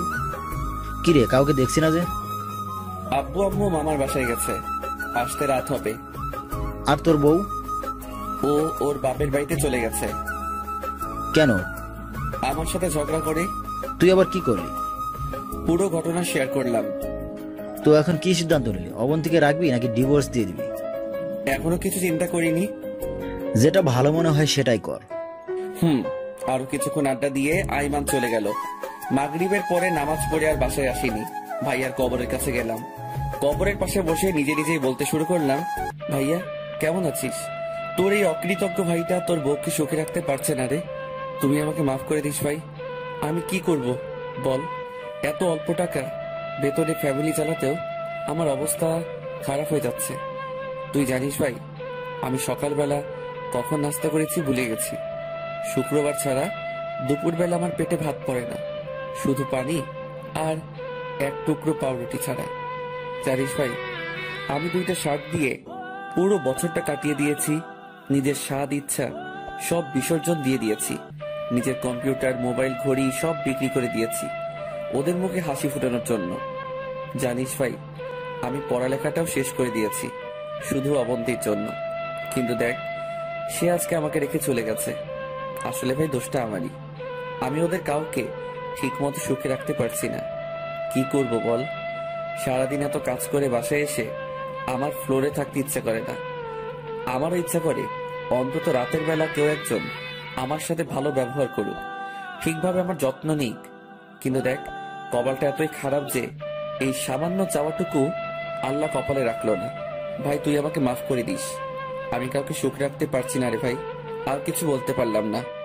ভাইয়ার স্মৃতিগুলো চোখের সামনে ভাসতে লাগলো। আরো কিছুক্ষণ ভাইয়ার পাশে থেকে কবর জিয়ারত করে বাসায় চলে গেলাম। দেখলাম তালা আগে থেকেই খোলা, তার মানে আব্বু আম্মু এসে গেছে। দরজাও খোলা। দেখলাম আব্বু আম্মু চোখ মুখ লাল করে বসে আছে। আব্বু কখন আসতো? তার আগে বল, আমার মেয়ে কোথায়? মাথা নিচু করে দাঁড়িয়ে আছি। কি হলো, কোনো কথা বলছিস না যে? ওর বাবার বাড়িতে গেছে। অনেকদিন নাকি ওর আম্মুকে দেখেনি। বাবার বাড়ি গেছে নাকি তুই পাঠিয়েছিস? অবন্তী আমাদের সব কিছু বলেছে, যা মেয়েটাকে নিয়ে আয়। আরে আজব, আমি কেন পাঠাবো? ও নিজেই গেছে। নিয়ে আসবো মানে? এখন রাত হয়ে গেছে, আর সে যখন নিজে থেকে গেছে আবার নিজে থেকেই আসবে। এত কথা কেন বলিস? আর বিয়ের পর থেকে তো তুই ওই বাড়িতে যাসনি, এখন যা। এখন গেলে আসবো কখন? তোকে কি একবারও বলছি এখন চলে আসতে? যা এখন, যখন ভালো লাগবে তখন আসবি, পারলে 2 দিন থেকে আয়। আমি ওখানে 2 দিন থাকি, আর এইদিকে আমার চাকরিটা চলে যাক। হইছে, যা এখন। কি আর করার। রেডি হয়ে অবন্তীদের বাসার দিকে রওনা দিলাম। রাত 9টার সময় ওদের বাসায় গিয়ে পৌঁছলাম। কলিং বেল দিলাম। প্রায় 5 মিনিট পর অবন্তীর মা মানে শাশুড়ি এসে দরজা খুলে দিল। আসসালামু আলাইকুম। আরে বাবা তুমি, আসো আসো, ভিতরে আসো। ভিতরে গেলাম। শ্বশুরও বেরিয়ে আসলো। সালাম দিলাম, আরো কিছুক্ষণ কথা বললাম। তারপর উনি বলল, অবন্তী রুমে আছে, তুমি যাও। আমি ওর রুমের কাছে গেলাম। দেখলাম অনেকগুলো মেয়ের সাথে বসে বসে হাসছে। ভাইয়া মারা যাওয়ার পর এই প্রথম অবন্তীকে এইভাবে হাসতে দেখছি। এই মুহূর্তে আমার রুমে যাওয়া উচিত হবে কিনা ভাবতেছি। রুমের বাইরে দাঁড়িয়ে রইলাম। কেউ একজন আমাকে দেখে ফেলেছে মনে হয়। তারপর দুলাভাই দুলাভাই বলে ডাকতে শুরু করলো। ভিতরে গেলাম, দেখে অবন্তী আর ওর কয়েকটা কাজিন বসে বসে গল্প করছে। সবার সাথে পরিচিত হওয়ার পর এক এক করে সবাই চলে গেল। তারপর আমি গিয়ে সোফায় বসলাম। কেউ কোনো কথা বলছি না। নীরবতা ভেঙে অবন্তী বলল, কেন আসছো? আব্বু আম্মু আপনাকে নিয়ে যেতে বলেছে। তারা বলছে সেজন্য এসেছো, নিচে থেকে আসুনি? চুপ করে রইলাম। আমি তো তোমাকে প্যারা দিই, আমি না থাকলে তুমি ভালোই থাকবে। সরি, আসলে সকালবেলা আমার মাথা ঠিক ছিল না, তাই ভুলভাল বলে ফেলছি। সরি, আমি যেতে পারবো না। কেন? এমনিতেই তুমি অনেক কিছু করেছো, আর দরকার নেই। আমি কিছু বলতে যাব, এমন সময় অবন্তীর আম্মু এসে খাবার জন্য ডেকে গেল। অবন্তী তখন বলল, খেতে আসুন। আর কোনো কথা না বলে খেতে চলে গেলাম। বাহ, অল্প সময়ের মধ্যে এত আইটেম। জামাই আদর আসলে অনেক মজার, কিন্তু আমার মনের মধ্যে অন্য চিন্তা করতেছে। খাওয়া দাওয়া শেষ করে আবার রুমে চলে গেলাম। আমি গিয়ে খাটের উপর বসলাম। অনেকক্ষণ পর অবন্তী আসলো। আমি উঠে সোফায় চলে গেলাম। তুমি খাটে ঘুমাও। আর আপনি? আমি সোফায় ঘুমাবো। দরকার নেই, আপনি খাটে ঘুমান, সকালে একটু তাড়াতাড়ি উঠিয়েন। আমি আপনাকে বাসায় দিয়ে আমাকে আবার কাজে যেতে হবে। তোমারে বলছি না আমি যাব না। যাবেন না মানে? যাব না মানে যাব না। তার মানে আপনার কাছে আব্বু আম্মুর ভালোবাসার কোনো দাম নেই? সকালে রেডি থাকবেন। বললাম তো আমি যাব না। দূর না গেলে নাই, এত অনুরোধের কিচ্ছু নেই। দেখি কয়দিন না গিয়ে থাকতে পারে। আমারও তো একটা পার্সোনালিটি আছে। ঘুমিয়ে গেলাম। সকালে কাউকে কিছু না বলে চলে গেলাম। বাসায়ও গেলাম না, সরাসরি কাজে চলে গেলাম। এর মধ্যে বাবা কয়েকবার কল দিয়েছে, বাট ধরিনি। রাতের বেলা বাসায় গেলাম। আব্বু আম্মু দুজনেই আমার উপর ফায়ার। আমি কিছু না বলে রুমে চলে গেলাম। আব্বু আমার রুমে আসলো। কিরে কি করিস? কিছু না। কিছু বলবা নাকি? অবন্তীর সাথে আমাদের কথা হয়েছে, ও কিছুদিন ওখানে থাক, মন মানসিকতা ভালো হোক, তারপর চলে আসবে। সেটা আমাকে বললেই তো পারতো। আচ্ছা শোন। বলো। অবন্তীর কোনো ফ্রেন্ডের নাকি বিয়ে, যদি ওর হাতে কিছু টাকা দিতি। তোমাকে কে বললো? সে নিজেই বলেছে। তোকে নাকি বলতে লজ্জা করছে, তাই আমাকে বলেছে। আচ্ছা ঠিক আছে, দিয়ে দিব।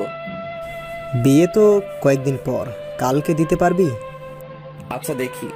তারপর খেয়ে ঘুমিয়ে গেলাম। সকালে কাজে যাওয়ার আগে টিউশনিতে গেলাম। পড়াশোনা শেষে টাকাটা অগ্রিম চেয়ে নিলাম। টাকাটা নিয়ে আবার কাজে চলে গেলাম। দুপুরবেলা আমি নামাজ পড়ে বাইরের একটা দোকানে পানির মধ্যে পাউরুটি চুবিয়ে খাচ্ছি। এমন সময় দেখলাম একটা মেয়ে আমার দিকে হা করে তাকিয়ে আছে। ভালো করে খেয়াল করে দেখলাম এটা অবন্তী। তার কয়েকটা ফ্রেন্ডের সাথে কোথাও যাচ্ছে মনে হয়। বাসের জন্যই অপেক্ষা করছে। আমি দেখেও না দেখার ভান করে কভার ভ্যান চালককে তাড়াতাড়ি এখান থেকে চলে যাওয়ার জন্য বললাম। সে ভ্যান চালাচ্ছে আর আমি পিছন থেকে ঠেলতেছি। রাতের বেলা বাসায় আসলাম। দরজায় টোকা দেওয়ার একটু পরেই দরজা খুলে দেয়। তাকিয়ে দেখি এটা অবন্তী। রীতিমতো একটা টাস্কি খেলাম। কি ব্যাপার? অবন্তীকে আমি নিয়ে আসতে গেলাম, আসলো না, কিন্তু এখন নিজে থেকে এসে হাজির। অবশ্য ভালোই হয়েছে, সে কোনো কথা না বলে চলে গেল। আমি দরজা লাগিয়ে রুমে গেলাম। ফ্রেশ হয়ে এসে সবাই মিলে খেতে বসলাম। খাওয়ার এক পর্যায়ে বাবা বলল, একটা কথা বলার ছিল। কি কথা? তোমাদের বিয়ের তো অনেক দিন হয়েছে, এবার অন্তত ভবিষ্যতের কথা কিছু চিন্তা করো। কি বলছো? কিছুই তো বুঝতেছি না। বাসাটা খালি খালি লাগে, আমাদেরও তো ইচ্ছা করে নাতি নাতনির সাথে খেলতে। আম্মুর কথা শুনে আমার গলায় ভাত আটকে গেল। কাশতে শুরু করলাম। মনে মনে বললাম, এখনো ফ্লোর থেকে খাটে উঠতে পারিনি, আর আম্মু বাচ্চার চিন্তা করতেছে। আম্মু, দিল্লি এখনো বহুদূর। তোমার কপালে নাতি নাই। কিছু না বলে চুপচাপ খেয়ে উঠে গেলাম। রুমে গিয়ে বসে আছি। একটু পর অবন্তী আসলো। আমার দিকে তাকিয়ে রইল। দেখে মনে হচ্ছে কিছু একটা বলবে। কিছু বলবেন? একটা কথা ছিল। বলুন। তুমি আর একটা বিয়ে করো। কি? বিয়ে করব মানে? আপনার মাথা ঠিক আছে? মাথা একদম ঠিক আছে। আব্বু আম্মু ঠিকই বলেছে, বাসাটা কেমন খালি খালি লাগে। ওনাদের জন্য হলেও বিয়েটা করো। বিয়ে করে লাভ কি হবে? তোমারও মনের আশা পূরণ হলো, আর ওনাদেরও নাতি নাতনি আসলো। শুনেন, বিয়েটা কোনো ছেলে খেলা নয় যে বললেই বিয়ে করে ফেলবো। বিয়ে মানুষের লাইফে একবারই হয়, বুঝলেন? কিন্তু আমার লাইফে তো একাধিক, সেটাকে কি বলবে? শুনেন, এটা একটা অ্যাক্সিডেন্ট। আপনি তো আর ইচ্ছা করে করেননি, পরিস্থিতির শিকার। আর আমি মনে করি আপনার লাইফে দ্বিতীয় বিয়ে হয়নি। হয়নি মানে কি বলছো? জি, আমি ঠিকই বলছি। বিয়ের পর থেকে আপনার আর আমার সম্পর্ক সেই দেবর ভাবির মতোই রয়ে গেল। না আছে কোনো আন্ডারস্ট্যান্ডিং, না আছে শেয়ারিং, আর না আছে কেয়ারিং। আগে তো একটু হলেও হেসে হেসে কথা বলতেন, কিন্তু বিয়ের পর থেকে তো সেটাও নাই। আমি তো আব্বু আম্মুর জন্য বলতেছি। আম্মুর জাস্ট ইচ্ছা হইছে যে যদি একটা নাতি থাকতো তাহলে খেলতে পারতো। তার মানে এই নয় যে ইচ্ছাটা পূরণ করার জন্য আমাকে আবার বিয়ে করতে হবে। আমারও তো অনেক ইচ্ছা ছিল, ভালোভাবে পড়ালেখাটা শেষ করে ভালো একটা চাকরি করব, মহা ধুমধামে বিয়ে করব, ভাইয়া আর আমি মিলে অনেক সুন্দর একটা বাড়ি করব, প্রতিদিন ভালো মন্দ খাবো। কিন্তু ইচ্ছা কি পূরণ হয়েছে? হয়নি। কারণ একজন মানুষের সবগুলো ইচ্ছা পূরণ হয় না। পড়ালেখা শেষ করা তো দূরের কথা, পরীক্ষাটাও অন্যের সহযোগিতায় দিয়েছি। আর ভালো চাকরি, সেটা তো এখন করতেছি। এই যে ভ্যান গাড়ি ঠেলতেছি, এর থেকে ভালো চাকরি আর কি হতে পারে? ভালো খাবার, সেটা তো প্রতিদিনই খাচ্ছি। পানিতে পাউরুটি চুবিয়ে খাইতেছি, এর থেকে ভালো খাবার আর কি হতে পারে? আর বিয়ে, সেটার কথা নাইবা বলি। এমন বিয়ে করেছি, ধুমধাম তো দূরের কথা, যাদের সাথে বড় হয়েছি, পড়ালেখা করেছি, সেই বন্ধুগুলারেও এখনো বলতে পারিনি। যেখানে মানুষ বিয়ের পরে সুখী হয়, ভালোভাবে থাকে, সেখানে আমি খাট ছেড়ে ফ্লোরে ঘুমাই। সো একজন মানুষের সবগুলো ইচ্ছা পূরণ হয় না। আম্মু আব্বুটা হয়তো হবে না। আপনি যে বললেন আমাকে আবার বিয়ে করতে, কোন মেয়ে আমার কাছে বিয়ে বসবে? কোন বাপ তার মেয়েকে আমার হাতে তুলে দিবে? কি আছে আমার? না আছে পড়ালেখা, না আছে টাকা পয়সা, আর না আছে ভালো কোনো চাকরি। কিছুই নেই আমার। তারপর যদি শুনে আমি আরো এক বিয়ে করেছি, সেখানে আমাকে মেয়ে তো দূরের কথা, ঝাড়ুর বাড়ি ছাড়া কিছুই দিবে না। আপনি বলছেন বিয়ে করার জন্য। বিয়ে করে খাওয়াবো কি? যে টাকা পাই সেটা দিয়ে নিজেও তো চলতে পারি না। এক বেলা খেলে অন্য বেলা না খেয়ে থাকি। প্রতিদিন হেঁটে হেঁটে কাজে যাই। দুপুরে যেখানে সবাই লাঞ্চ করে, সেখানে আমি পানিতে পাউরুটি চুবিয়ে খাই। সো এগুলো বাদ দেন। আমার দিকে তাকিয়ে আছে, চোখের কোণে স্পষ্ট পানি দেখা যাচ্ছে। এটা ঠিক যে আমি আপনার আর আব্বু আম্মুর সবগুলো চাওয়া পূরণ করতে পারছি না। যা যা দরকার সেগুলো দিতে পারছি না। কিন্তু কি করব বলেন? আমিও অনেক চেষ্টা করতেছি, কিছুই হচ্ছে না। হয়তো একদিন সব হবে। সো এসব আজাইরা কথা বাদ দিয়ে অন্য কথা থাকলে বলুন। তুমি ঘুমাও, অনেক রাত হয়েছে। আপনার বান্ধবীর বিয়ে কখন? আগামী সপ্তাহে। ওকে, আমি আব্বুর কাছে 5,000 টাকা দিব। আপনি শপিং করিয়েন আর বিয়েতে কিছু একটা গিফট দিয়েন। লাগবে না, আমি বিয়েতে যাব না। যাবেন না কেন? তুমি এত টাকা দিয়ে দিলে ঘর চলবে কেমনে? সেটা আপনার না জানলেও চলবে। এখন ঘুমান। আর কিছু না বলে ঘুমিয়ে গেলাম। অবন্তী কিছু বলতে গিয়েও বলেনি। মাঝরাতে কারো কান্নার শব্দে ঘুমটা ভেঙে যায়। লাইটটা অন করে দেখি অবন্তী ভাইয়ার ছবিটা নিয়ে বসে আছে আর কান্না করতেছে। কি ব্যাপার, আপনি ঘুমাননি এখনো? কি হয়েছে, কথা বলেন না কেন? না, ঘুম আসছে। তুমি ঘুমাও। সরি, তুমি ঘুমাও। কেমনে ঘুমাবো? চিল্লাচিল্লির মধ্যে কি ঘুমানো যায়? আমি আবারও ঘুমাতে গেলাম। ঘুম আসছে না। অবন্তীর হাতে ভাইয়ার ছবিটা দেখে ভাইয়ার কথা মনে পড়ে গেল। ঘড়ি দেখলাম 2টা বাজে। আমি উঠে বাসা থেকে বের হয়ে ভাইয়ার কবরের পাশে গেলাম। বসে বসে কল্পনা করতে লাগলাম ভাইয়ার স্মৃতিগুলো। তারপর নিজে নিজে বলতে লাগলাম, ভাইয়া কেমন আছিস?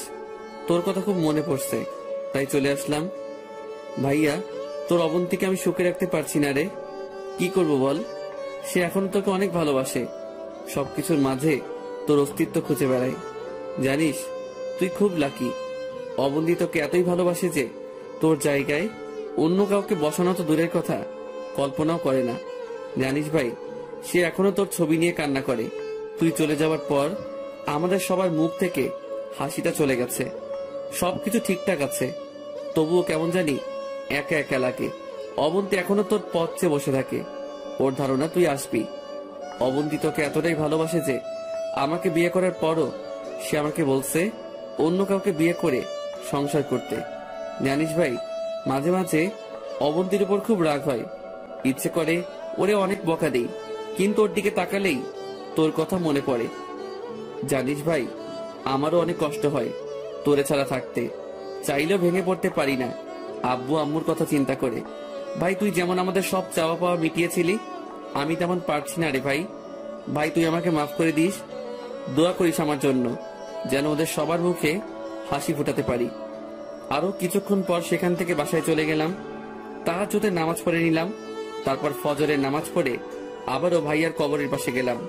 কবর জিয়ারত করে বাসায় এসে রেডি হলাম। প্রতিদিনের মতো রওনা দিব। তখন অবন্তী আসলো। পারভেজ, একটা কথা বলতাম। বলেন। বিয়েতে তুমি যেতে পারবে? আমি গিয়ে কি করব? আপনার বান্ধবীর বিয়ে, আপনি যান। আমার অন্য বান্ধবীরা সবাই ওদের হাজবেন্ডকে সাথে নিয়ে যাবে। সমস্যা কি? আপনি একা যাবেন? প্লিজ না করো না। আমার কাজ আছে, আপনি নিজে চলে যাবেন। তুমি না গেলে আমিও যাব না। আমার নিজেরও তো একটা পার্সোনালিটি আছে।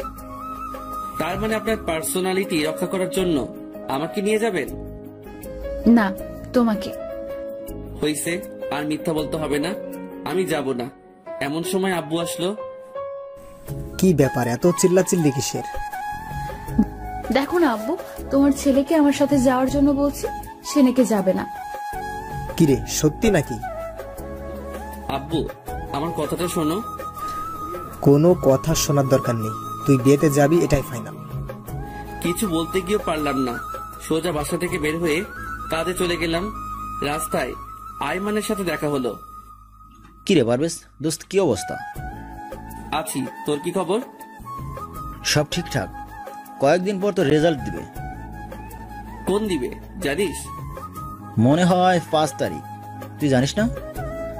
না, তোর কথাই শুনলাম। আগের মতো অনলাইনে থাকি না, তেমন কোনো নিউজ জানা নেই।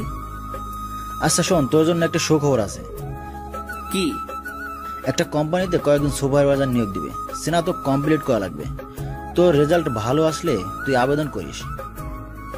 থ্যাঙ্কস দোস্ত। অবন্তী এসেছে? এসেছে। তুই নিয়ে আসছিস নাকি নিজেই থেকে এসেছে? ও নিজে থেকে এসেছে। আমি যখন ওর বাবার বাড়িতে গিয়েছিলাম ওরে আনতে, তখন আসেনি। গতকাল নিজে থেকে এসেছে। তুই এখন কি সিদ্ধান্ত নিলি, ডিভোর্স দিবি? জানি না, তবে আমার মনে হচ্ছে অবন্তী ঠিকই আমাকে মেনে নিবে, কিন্তু একটু সময় লাগবে। ভাইয়ার স্মৃতি থেকে আমি নিজেই এখনো বের হতে পারিনি, আর অবন্তী এত তাড়াতাড়ি বের হতে না পারাটাই স্বাভাবিক। তাহলে তো ভালোই। আচ্ছা দোস্ত, তুই থাক, আমার দেরি হয়ে যাচ্ছে। পরে বস আর আমি ঝাড়ি দিবে। আচ্ছা ঠিক আছে, যা। তারপর কাজে চলে গেলাম। রাতে আসার সময় বেতন নিয়ে আসলাম। বাসায় এসে ফ্রেশ হয়ে আব্বুর হাতে টাকাগুলো দিলাম। আব্বু অবন্তীকে ডেকে টাকাটা দিল। অবন্তী আব্বুকে বলল, আব্বু একটা কথা বলতাম। মা বলো। আপনি একটু পারভেজকে বলে দেন যাতে কালকে আমার সাথে একটু শপিং এ যায়, আমি কিছু গিফট কিনবো। যাবে, সমস্যা কি? এই পারভেজ, কালকে ওর সাথে বের হইস। বাবা আমার কাজ আছে, আমি পারবো না। পারবি না কেন? আজকেই বেতন দিয়েছে, আর কালকে যদি কাজে না যাই পরের দিন গেলে লাথি দিয়ে বের করে দিবে। তাহলে সন্ধ্যায় যাবি। তখন টিউশনি করানো লাগবে। আমি কিছু না বলে রুমে চলে গেলাম। পরের দিন কাজে গেলাম। সেখান থেকে এসে রেডি হয়ে অবন্তীকে নিয়ে বের হলাম। বিয়ের পর এই প্রথম অবন্তীকে নিয়ে বের হয়েছি। একটা রিক্সা নিয়ে যাচ্ছি। আমি একটু সরে বসে আছি। তোমার কি আমার পাশে বসতে অস্বস্তি লাগছে? না, কেন? তাহলে এদিক ওদিক চেপে বসছো কেন? আরো ক্লোজ ভাবে বসো। সমস্যা নেই, আমি ঠিক আছি। তারপর দুজনেই চুপ। নীরবতা ভেঙে অবন্তী বলল, পারভেজ। বলেন। তোমার কি মন খারাপ? না, কেন? গোমরা মুখ করে বসে আছো তাই। ও না, আমি ঠিক আছি। কথা বলতে বলতে শপিং মলের সামনে চলে আসলাম। অবন্তী অনেকগুলো গিফট দেখলো, তারপর একটা চয়েস করে ওটা কিনলো। এরপর একটা শাড়ির দোকানে গেল। আমাকে বলল শাড়ি পছন্দ করে দেওয়ার জন্য। দোকানের মধ্যে অনেক লোক, তাই কিছু না বলে নীল রঙের একটা শাড়ি পছন্দ করে দিলাম। ভাইয়ার সাথে যখন বিয়ে হয়েছিল তখন একদিন অবন্তী ওদের বাসায় যাওয়ার সময় একটা নীল শাড়ি পরেছিল। সেদিন অবন্তীকে অনেক সুন্দর দেখাচ্ছিল। সাথে ভাইয়া নীল পাঞ্জাবি পরেছিল। দুজনকে অনেক সুন্দর লাগছিল, তাই অবন্তীর জন্য নীল শাড়িটাই পছন্দ করে দিলাম। তারপর অবন্তী আমাকে বাইরে দাঁড়িয়ে রেখে কোথায় যেন গেছে। অনেকক্ষণ পর আসলো। কোথায় গিয়েছিলেন? ওয়াশরুমে। আর কিছু নিবেন নাকি রিক্সা ডাকবো? রিক্সা নেওয়ার দরকার নেই, হেঁটে হেঁটে যাব। পাগল নাকি আপনি হাঁটবেন, তাও এই রাতের বেলায়? কেন, রাতের বেলায় হাঁটতে সমস্যা নাকি? সেটা না। এত কথা না বলে হাঁটো। তারপর দুজনে হাঁটতে লাগলাম। খুব দারুণ একটা অনুভূতি কাজ করলো। রাস্তায় আমার আর ওর কোনো কথা হয়নি। অনেকক্ষণ হাঁটার পর বাসায় গেলাম। আমি গিয়ে ফ্রেশ হয়ে আসলাম। তারপর আমি, আব্বু, আম্মু আর অবন্তী খেয়ে নিলাম। রুমে গিয়ে সোফায় বসে আছি। কিছুক্ষণ পর অবন্তী আসলো। এসে কিছুক্ষণ আনাগোনা করলো, তারপর বলল,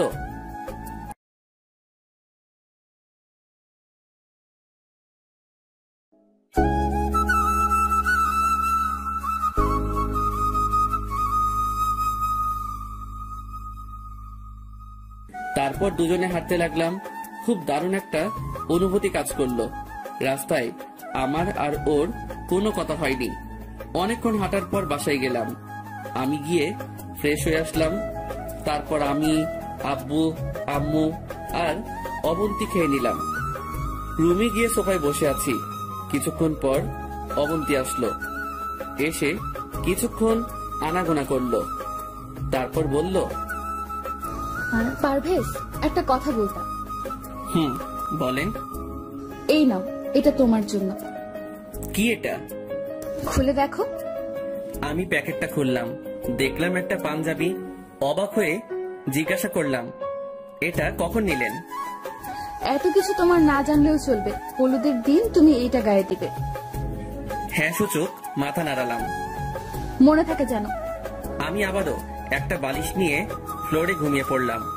মাঝরাতে কারো নরম হাতের স্পর্শে আমার ঘুম ভেঙে যায়। আমি জেগে গেলাম, কিন্তু না, জাগার ভান ধরে রাখলাম যাতে কেউ কিছু না বুঝতে পারে। আমি আস্তে আস্তে চোখ পেনে তাকিয়ে দেখি অবন্তী আমার পাশে বসে মাথায় হাত বুলাচ্ছে আর কান্না করতেছে। আমি বুঝেও না বুঝার ভান করে শুয়ে আছি। ভালোই লাগতেছে। বিয়ের পর এই প্রথম ওর স্পর্শ পেলাম। কিছুক্ষণ পর আমি চোখ বন্ধ করে বললাম, অনেক হয়েছে, এবার ঘুমিয়ে পড়ুন। অবন্তী আমার কথায় অবাক হয়ে যায়। তাড়াতাড়ি বসা থেকে উঠে খাটে চলে যায়। আমি ওপাশ হয়ে ঘুমিয়ে গেলাম। সকালবেলা রেডি হয়ে কাজে যাচ্ছি, এমন সময় আব্বু আর অবন্তী আমার সামনে পথ আটকে দাঁড়ালো। কিরে পারভেজ, কই যাস? কই আবার, কাজে। কালকে তোকে কি বললাম? আমার বান্ধবীর বিয়ে যে, সে কথা বলিনি? মনে আছে। তাহলে কাজে কেন যাচ্ছিস? সারাদিন বাসায় থেকে কি করব? বিয়েতে যাব সন্ধ্যায়। সন্ধ্যায় গেলে খাবি কখন? আরে ধুর, আজকে বিয়ে না, আজকে গায়ে হলুদ। সো সন্ধ্যায় গেলে হবে। প্লিজ একটু তাড়াতাড়ি আসিও। আমি আর কিছু না বলে বেরিয়ে গেলাম। সারাদিন কাজ শেষ করে বিকেল বেলা বাসায় চলে আসলাম। এসে দেখি অবন্তী আগে থেকে রেডি। আমিও ফ্রেশ হয়ে রেডি হলাম। অবন্তী একটা ব্যাগে কাপড় চোপড় নিয়ে নিল। তারপর আব্বু আম্মুকে বলে বেরিয়ে গেলাম। একটা সিএনজি নিলাম। অনেকক্ষণ পর বিয়ে বাড়িতে গিয়ে পৌঁছালাম। চারপাশ খুব সুন্দর করে সাজানো। বাড়িতে গেলাম। অবন্তীকে দেখেই ওর ফ্রেন্ড জড়িয়ে ধরলো। তারপর আমার সাথে পরিচয় করিয়ে দিল। তারপর একটা রুম দেখিয়ে দিয়ে বলল সেখানে যেতে। আমি ওখানেই গিয়ে বসলাম। রাতের বেলা একা একা ভালো লাগছে না। এদিক ওদিক হাঁটতেছি, এমন কিছু একটা সাথে ধাক্কা খেলাম। তাকিয়ে দেখি একটা মেয়ে আমার দিকে না তাকিয়ে বলতে লাগলো, ওই মিয়া, চোখে দেখেন না, দিলেন তো শাড়িটার 12টা বাজিয়ে। তারপর আমার দিকে তাকালো। আমি তো ওরে দেখি একটা টাস্কি খেলাম। এটা যে লিমা, আমার ক্লাসমেট। আমাকে দেখে বলতে লাগলো, আরে পারভেজ, তুই? কি রে তুই, কি অবস্থা তোর? আমি তো ভালোই আছি, তোর কি খবর? আছি আলহামদুলিল্লাহ। তো বিয়েতে আসলি নাকি? তুইও কি সেম? আমার মামাতো বোনের বিয়ে। মাহি তোর কি হয়? অবন্তীর বান্ধবী। অবন্তী কে? তোর ভাবি। কি, তুই বিয়ে করেছিস? হারামি, একটু বললিও না। সরি রে, হুট করে বিয়েটা হয়ে গেছে। হইছে। চল আমার কাজিনগুলোর সাথে তোর পরিচয় করিয়ে দেই। সবার সাথে তো পরিচিত হলাম। অবন্তী জামাই হিসেবে হইছস, আমার বন্ধু হিসেবে তো আর হোসনি। চল তো। আচ্ছা ঠিক আছে চল। তারপর লিমার সাথে গেলাম। সবার সাথে আবারও পরিচিত হলাম। তারপর আমি আর লিমা কলেজের কথাগুলো মনে করে খুব হাসাহাসি করতেছি। অন্যদিকে চোখ পড়তেই দেখি অবন্তী তাকিয়ে আছে আমাদের দিকে। আমি ওরে দেখে আরো জোরে হাসতে শুরু করলাম। অবন্তী হঠাৎ করে এসে আমাকে হাত ধরে টেনে নিয়ে যায়।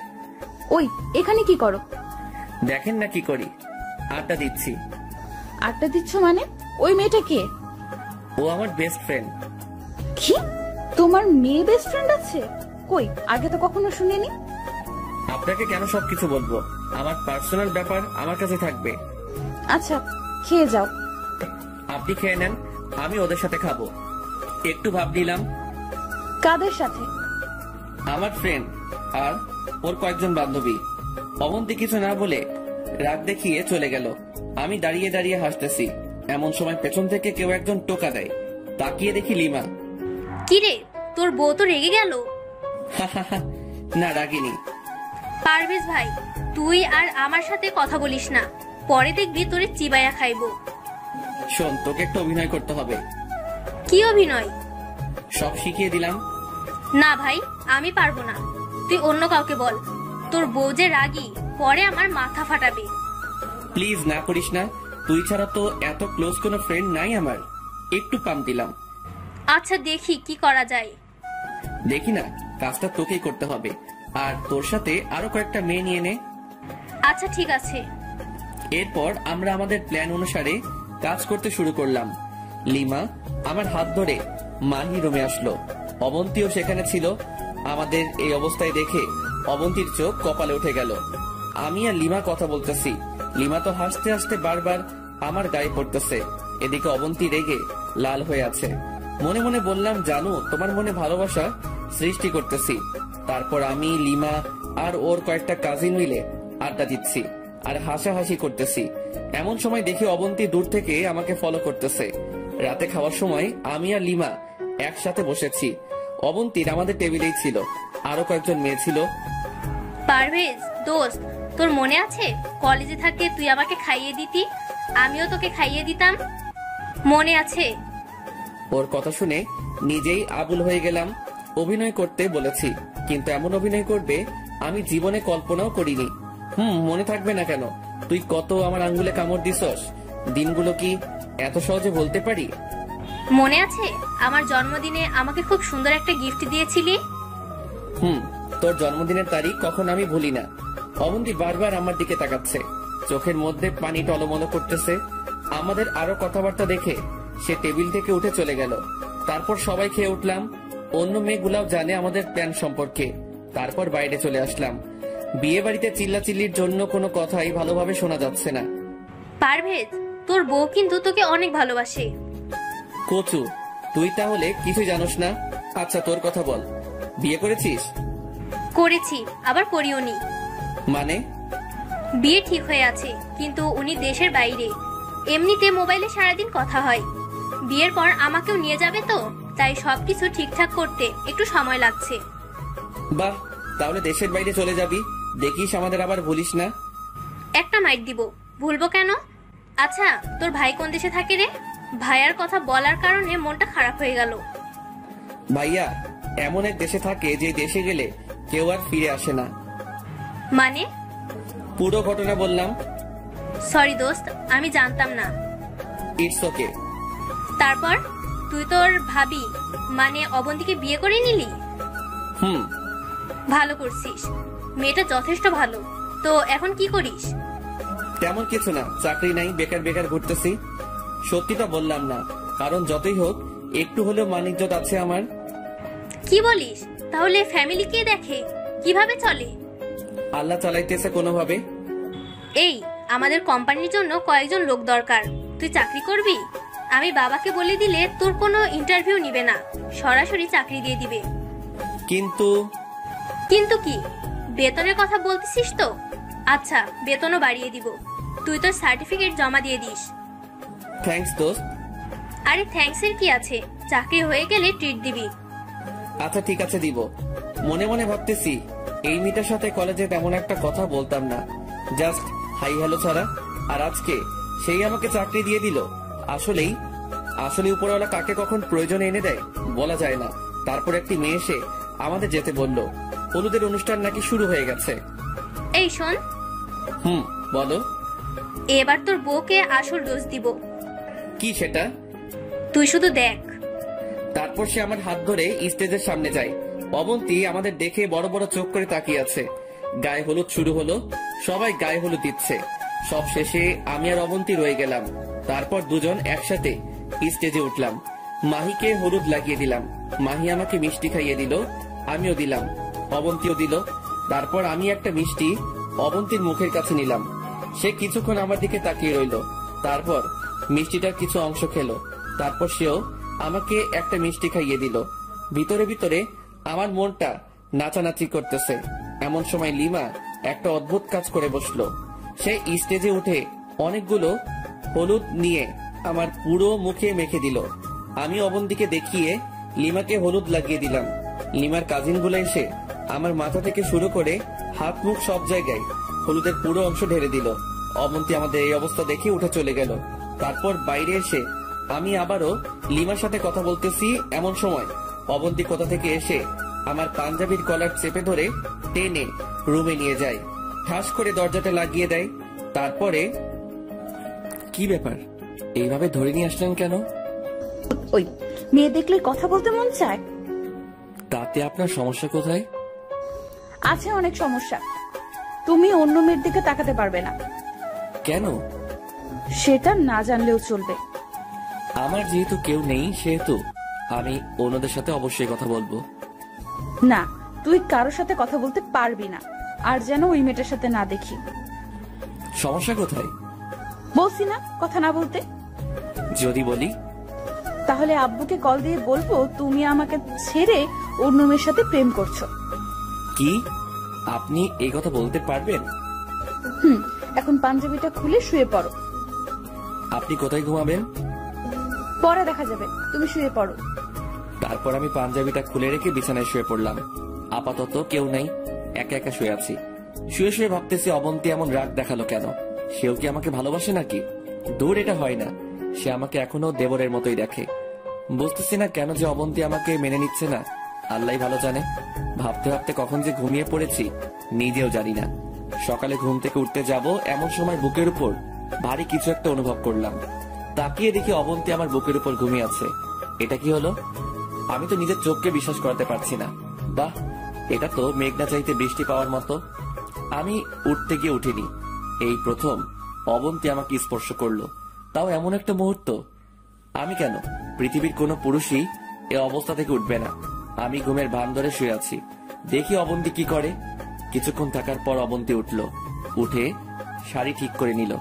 আমি যেন না বুঝতে পারি, সে আস্তে করে রুম থেকে চলে যায়। আমি মনে মনে হাসতেছি। বালিকা নিজের জামাইয়ের বুকে মাথা রেখে ঘুমাইছো, সেটা দেখলে সমস্যা কোথায়? যাক, একটু পর সে আবার রুমে আসলো। এসে, পারভেজ, আই পারভেজ। আমি ঘুমের ভান ধরে বললাম, আই ওঠো, অনেক দেরি হয়ে গেছে। আপনি যান, আমি আরেকটু ঘুমাই। না, আর ঘুমাতে হবে না। ওঠো ওঠো, একটু পর বরপক্ষ এসে যাবে। আচ্ছা, উঠছি। এই একটা কথা বলেন তো, কি? আপনি কালকে রাতে কোথায় ছিলেন? মাহির সাথে। কেন? না, এমনি। কেউ একজন আমার পাশে শুয়েছিল, মনে হয় লিমা হবে। কি? আবারও এই মেয়েটার সাথে কথা বলছো? তাহলে কি হতে পারে? আপনি কাউকে দেখেছেন? এই নাও তোমার ব্রাশ, তাড়াতাড়ি ফ্রেশ হয়ে আসো। এই কথা বলে অবন্তী একরকম চোরের মতোই রুম থেকে চলে গেল। আমি বসে বসে হাসতেছি। ফ্রেশ হয়ে এসে নাস্তা করে নিলাম। তারপর কিছুক্ষণ হাঁটাহাঁটি করলাম। বাইরে গিয়ে লিমার সাথে দেখা হয়। কিরে, তুই বেঁচে আছিস? তোর কি মনে হয়? আমার তো মনে হয় তুই মারা গেছিস। তোর আত্মা ভূত হয়ে ঘুরতেছে। হঠাৎ করে এই কথা বললি কেন? কালকে রাতে তোর বউ যেভাবে তোরে ধরে নিয়ে গেছে, সেটা দেখে মনে হয়েছে যে তুই আজকে শেষ। আরে না, তেমন কিছু না। তোকে তো মনে হয় ভালোবাসে।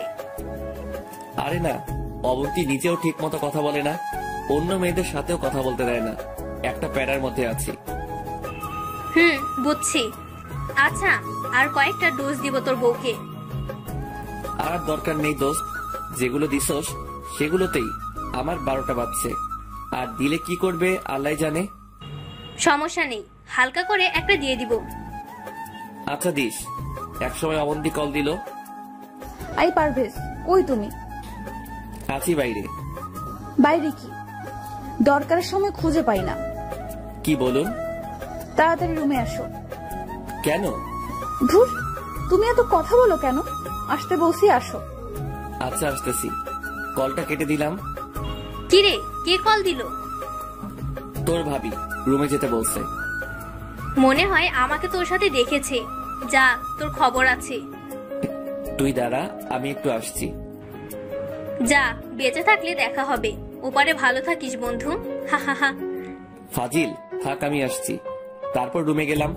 অবন্তী দেখে আমার চোখ কপালে উঠে গেল। শাড়ি একটাকে উল্টাপাল্টা করে পড়ে আছে। কি ব্যাপার, আপনার এই অবস্থা কেন? এই তুমি আসছো? কি হয়েছে? ধুর, একা একা শাড়ি পরা যায় নাকি? দরজাটা লাগিয়ে এদিকে আসো। দরজা কেন লাগাবো? তো কি দরজা খুলে শাড়ি পরবো? যাও, লাগিয়ে আসো। আমি গিয়ে দরজা লাগিয়ে আসলাম। এই শাড়ির আঁচলটা একটু ধরো তো। আমি তো অবাক হয়ে গেলাম, এটা কি বলে? ওই আবুলের মতো দাঁড়িয়ে আছো কেন? না মানে স্বপ্ন নাকি বাস্তব সেটাই তো বুঝতেছি না। সামান্য শাড়িটা ধরতে বলেছি, এতেই এই অবস্থা। অন্য কিছু বললে কি হতো? অন্য কিছু কি? ওই এত কথা বলো কেন? যেটা করতে বলেছি সেটা করো। আমি গিয়ে হাঁটু গেড়ে বসে শাড়ির কচিগুলো ধরলাম। আপনি শাড়ি পরতে পারেন না? পারি, তবে পুরোপুরি ভাবে পারি না। তাহলে কাল কিভাবে পরেছেন? বাসা থেকে আসার সময় আম্মু পরিয়ে দিয়েছে। ও আচ্ছা। যাও, তুমি গিয়ে গোসল করে রেডি হয়ে নাও, একটু পর অনুষ্ঠান শুরু হবে। আচ্ছা ঠিক আছে। তারপর গোসল করে রেডি হয়ে নিলাম। অবন্তী নিজের হাতেই আমার শার্টের বোতাম লাগিয়ে দিল। একটা জামাই জামাই ভাব আসলো শরীরে। আমি রেডি হয়ে বাইরে গেলাম। মাহির বাবা ডেকে নিয়ে গেল ওনার সাথে একটু দেখাশোনা করার জন্য।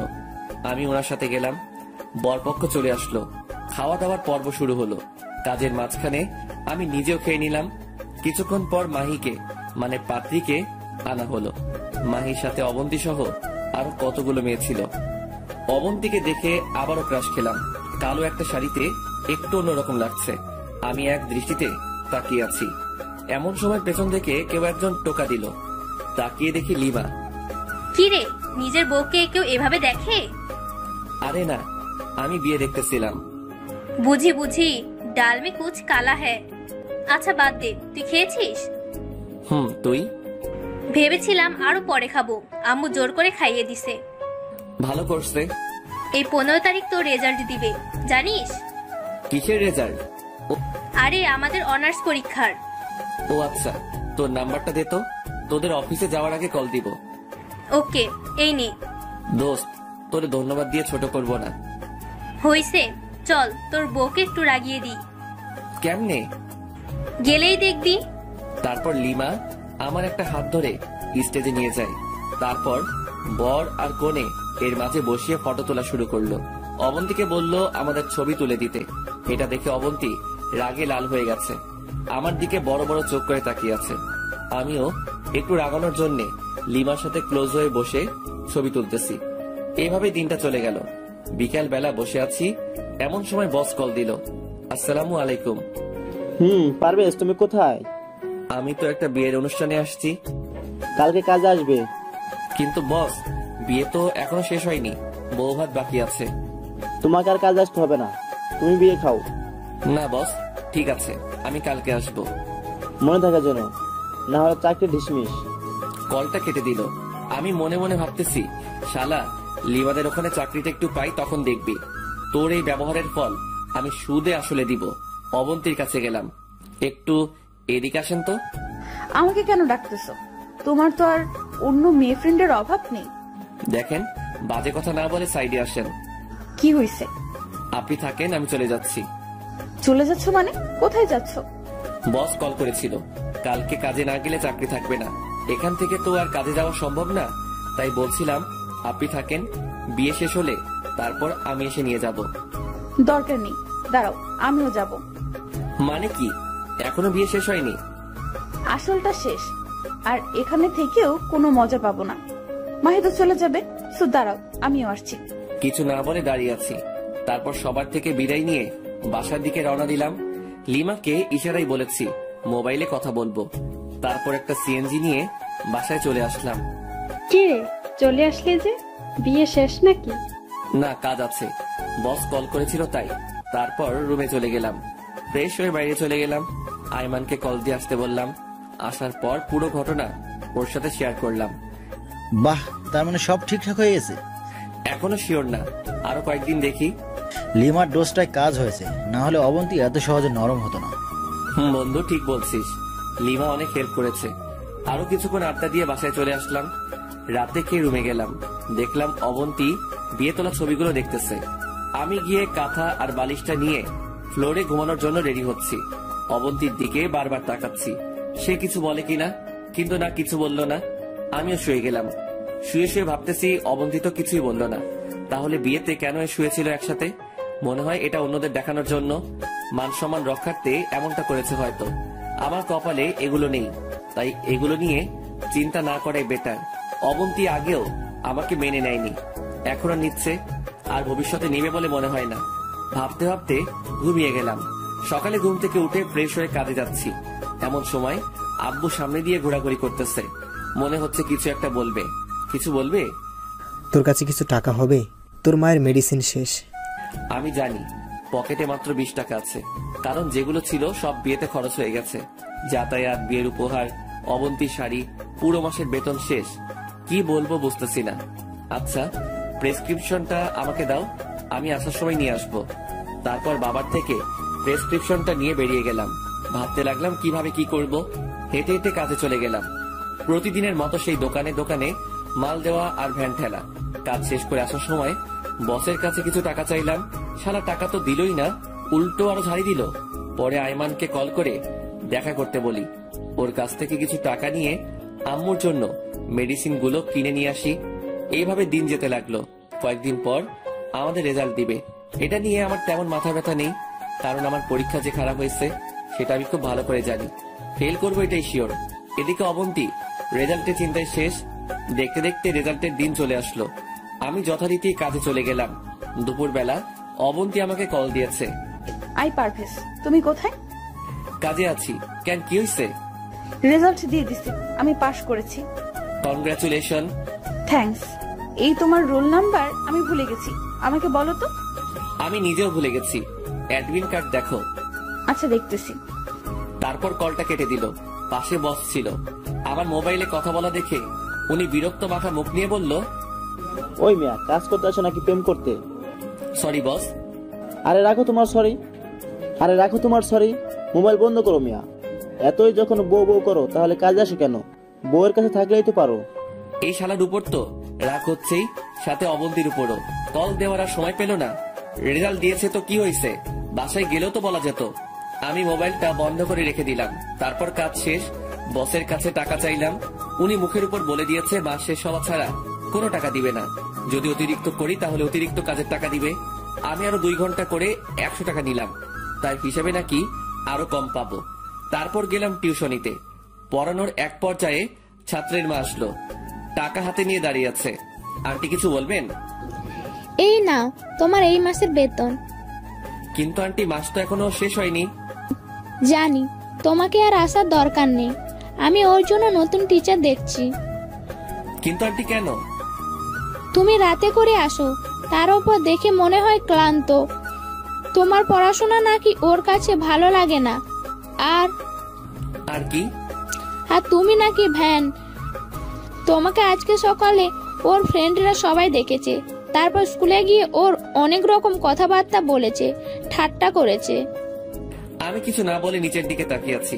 শালা ভ্যান গাড়ির সাথে পড়ানোর কি সম্পর্ক এখনো আমার মাথায় আসছে না। কিছু না বলে ওই বাসা থেকে বেরিয়ে গেলাম। এবার কি হবে?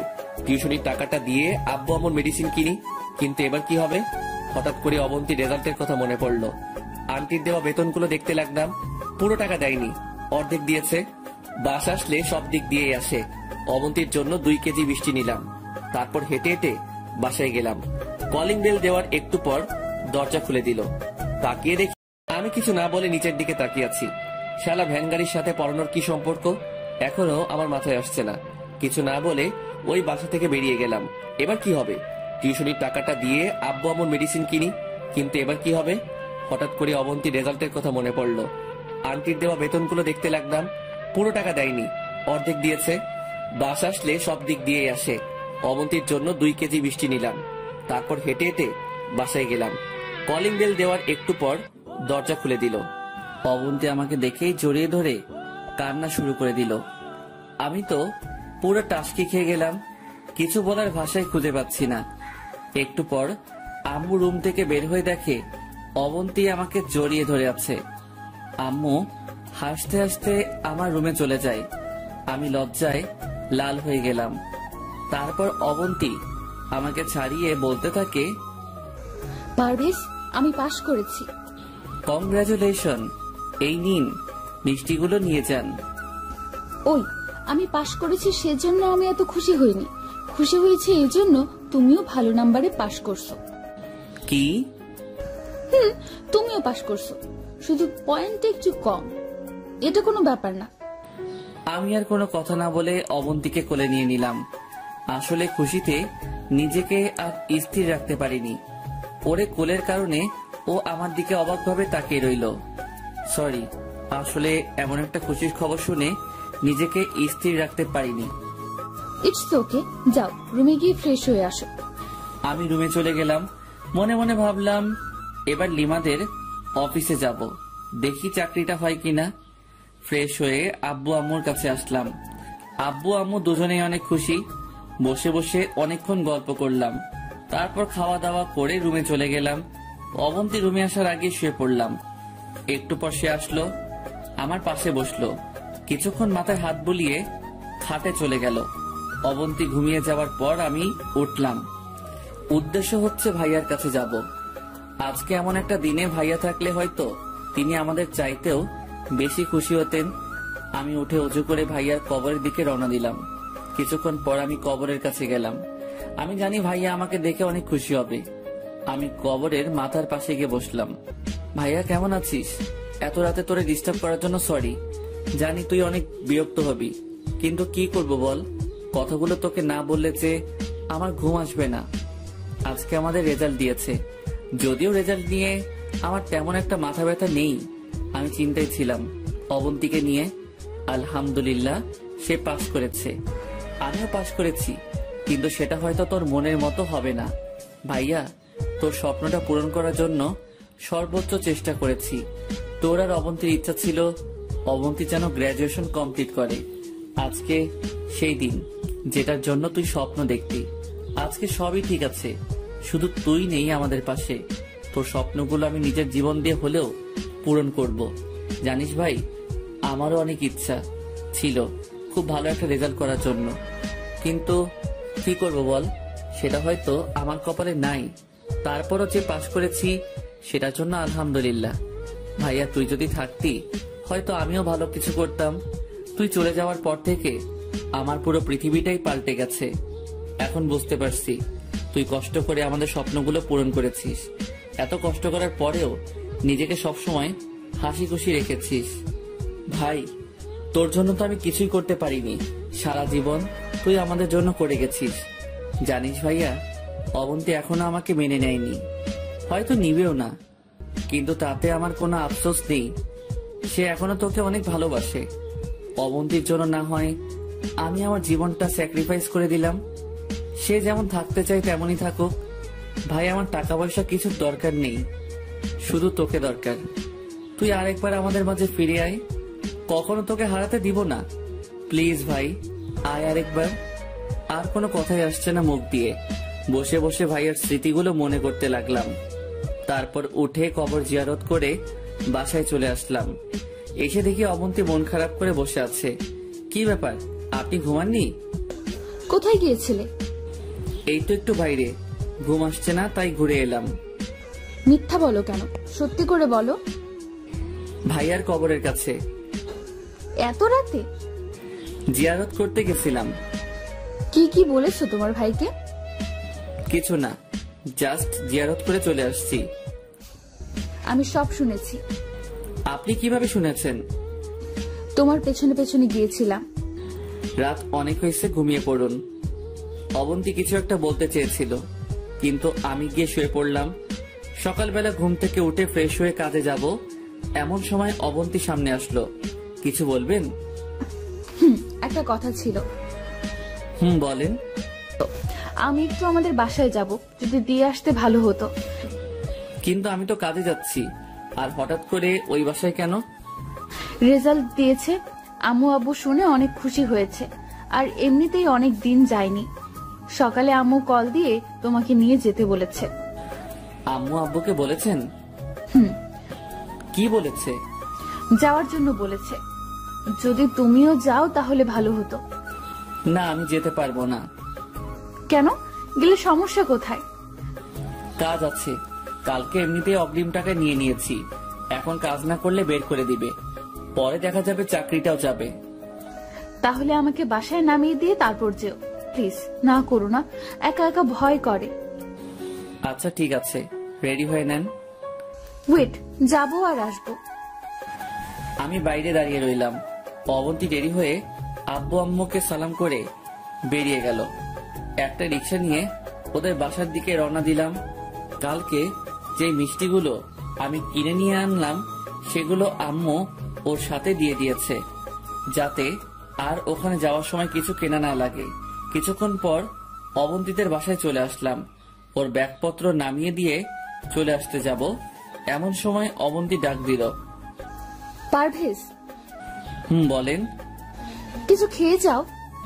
এখন না, এমনিতেই দেরি হয়ে যাচ্ছে। আসি, আল্লাহ হাফেজ।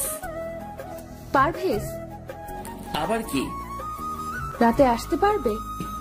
রাতে এসে কি করব? আম্মু তোমাকে আসতে বলেছে, রাতে এসে দেখা করে নিও। রাতে থেকে পরের দিন এখান থেকে কাজে যেও। চেষ্টা করব। এই কথা বলে আবার রওনা দিলাম। মনে মনে ভাবলাম, আজকে হঠাৎ করে অবন্তী এত ভালোবাসা দেখাচ্ছে, কারণ কি? মনে হয় কাল রাতে সবকিছু শুনে ফেলেছে। দূর, এত কিছু ভেবে লাভ নেই, ও আমাকে মেনে নিবে না। ভালো পাশ করার কারণে হয়তো কৃতজ্ঞতা দেখাচ্ছে। অবন্তীকে ওদের বাসায় রেখে আমি কাজে চলে গেলাম। সারাদিন কাজ করলাম। এর মাঝে অবন্তী বেশ কয়েকবার কল দিয়েছে, খেয়েছি কিনা, ভালো আছি কিনা, ওদের বাসায় কখন যাব, আরো অনেক কিছু বলেছে। রাতে আমি আমাদের বাসায় চলে গেলাম। কি রে, তুই এখানে কেন? মানে কি? অবন্তী তোকে কিছু বলেনি? বলেছে, ওদের বাসায় যাওয়ার জন্য বলেছে। তো যাসনি কেন? আরে আজব তো, ও বললেই কি যেতে হবে?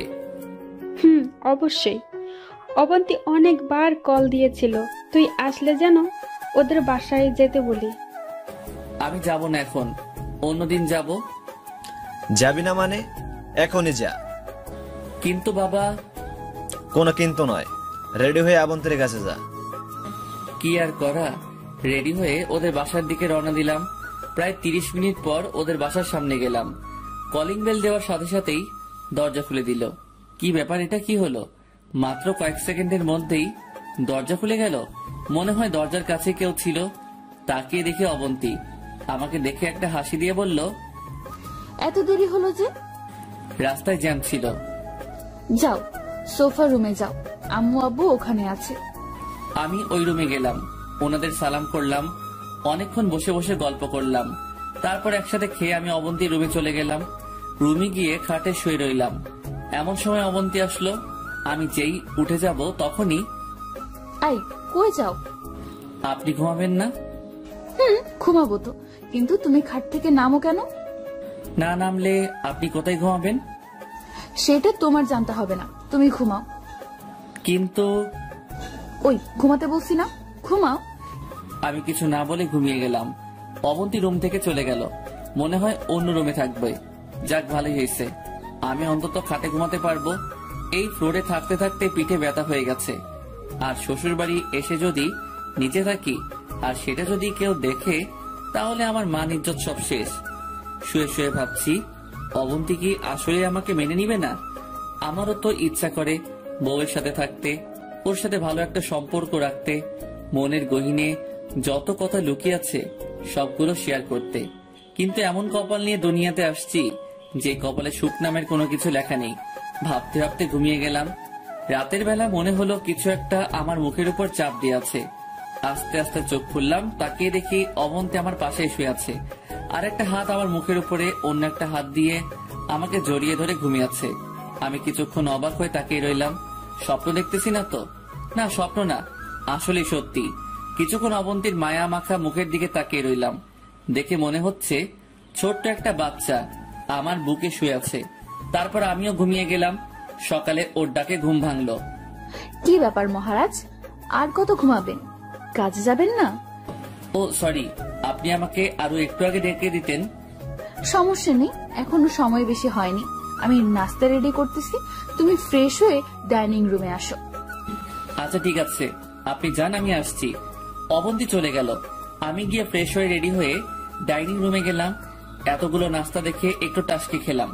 আসলে অনেকদিন হয়েছে এত নাস্তা একসাথে খেয়েছি যে প্রতিদিন সকাল সকাল ঘুম থেকে উঠেই বাইরে গিয়ে কলা পাউরুটি খেয়ে নিতাম। যাই হোক, সবাই মিলে নাস্তা করে নিলাম। নাস্তা করে ওর আব্বু আম্মুর থেকে বিদায় নিয়ে আমি ওদের বাসা থেকে বেরিয়ে গেলাম। উদ্দেশ্য কাজে যাব। গেটের বাইরে আসতেই অবন্তী ডাকলো, পারভেজ কিছু বলবেন? কাজে না গেলে হয় না? আজকে বাজার করতে হবে। কাজে না গেলে কি দিয়ে বাজার করব? এখানে আবার আসবে? জানি না, তবে মনে হয় না। প্লিজ আসিও। চেষ্টা করব। তারপর বিদায় নিয়ে বেরিয়ে গেলাম। সোজা কলেজে চলে গেলাম। কাজ করতেছি এমন সময় লিমার কথা মনে পড়লো। সে তো বলেছে রেজাল্টের পর ওর বাবার অফিসে যেতে। রেজাল্ট তো দিল, দেখি কিছু একটা হয় কিনা। সেখানে চাকরিটা হয়ে গেলে অন্তত আর ভ্যান গাড়ি নিয়ে হেঁটে হেঁটে মাল বিক্রি করা লাগবে না। লিমাকে কল দিলাম। কয়েকবার রিং পড়লো কিন্তু ধরলো না। আবার দিলাম, এবার ধরলো। হ্যালো লিমা, কেমন আছিস? পারভেজ নাকি রে? ভুলে গেলি নাকি? আরে হারামি, তোরে কেন ভুলবো? বল কি অবস্থা? এই তো মোটামুটি। তোর কি অবস্থা? রেজাল্ট কি? বলিস না ভাই, যেটা আশা করেছিলাম সেটা হয়নি। তোর কি? কোনো মতে পাস করছি। আচ্ছা, একটা কথা ছিল। বল। তুই যে বলেছিলি তোদের অফিসে লোক লাগবে, সেই ব্যাপারে তুই কি তোর বাবার সাথে কথা বলেছিস? কথা বলা লাগবে না, তুই তোর সব কাগজপত্র নিয়ে চলে আসিস। আমি থাকবো। ঠিকানা তোরে মেসেজ করে দিব। থ্যাঙ্কস দোস্ত। থ্যাঙ্কস দিয়ে কাজ হবে না, ট্রিট দিবি। আচ্ছা ঠিক আছে, দিব। কাল কয়টায় আসবো? 10টায় আসিস। আচ্ছা ঠিক আছে। কলটা কেটে দিলাম। মনের মধ্যে একটু শান্তি আসলো। বিকাল পর্যন্ত কাজ করে বাজার করে বাসায় গেলাম। অবন্তী কয়েকবার কল দিয়েছিল ওদের বাসায় যাওয়ার জন্য, আমি না করে দিছি। খেয়ে দিয়ে ঘুমিয়ে গেলাম। সকালে ঘুম থেকে দেরিতে উঠলাম, কারণ কাজে যাব না। 9টার সময় রেডি হয়ে আব্বু আম্মুকে সালাম করে নিলাম। কে রে, তোর আবার কি হয়েছে? কেন সালাম করতে পারি না? আরে পারবি না কেন?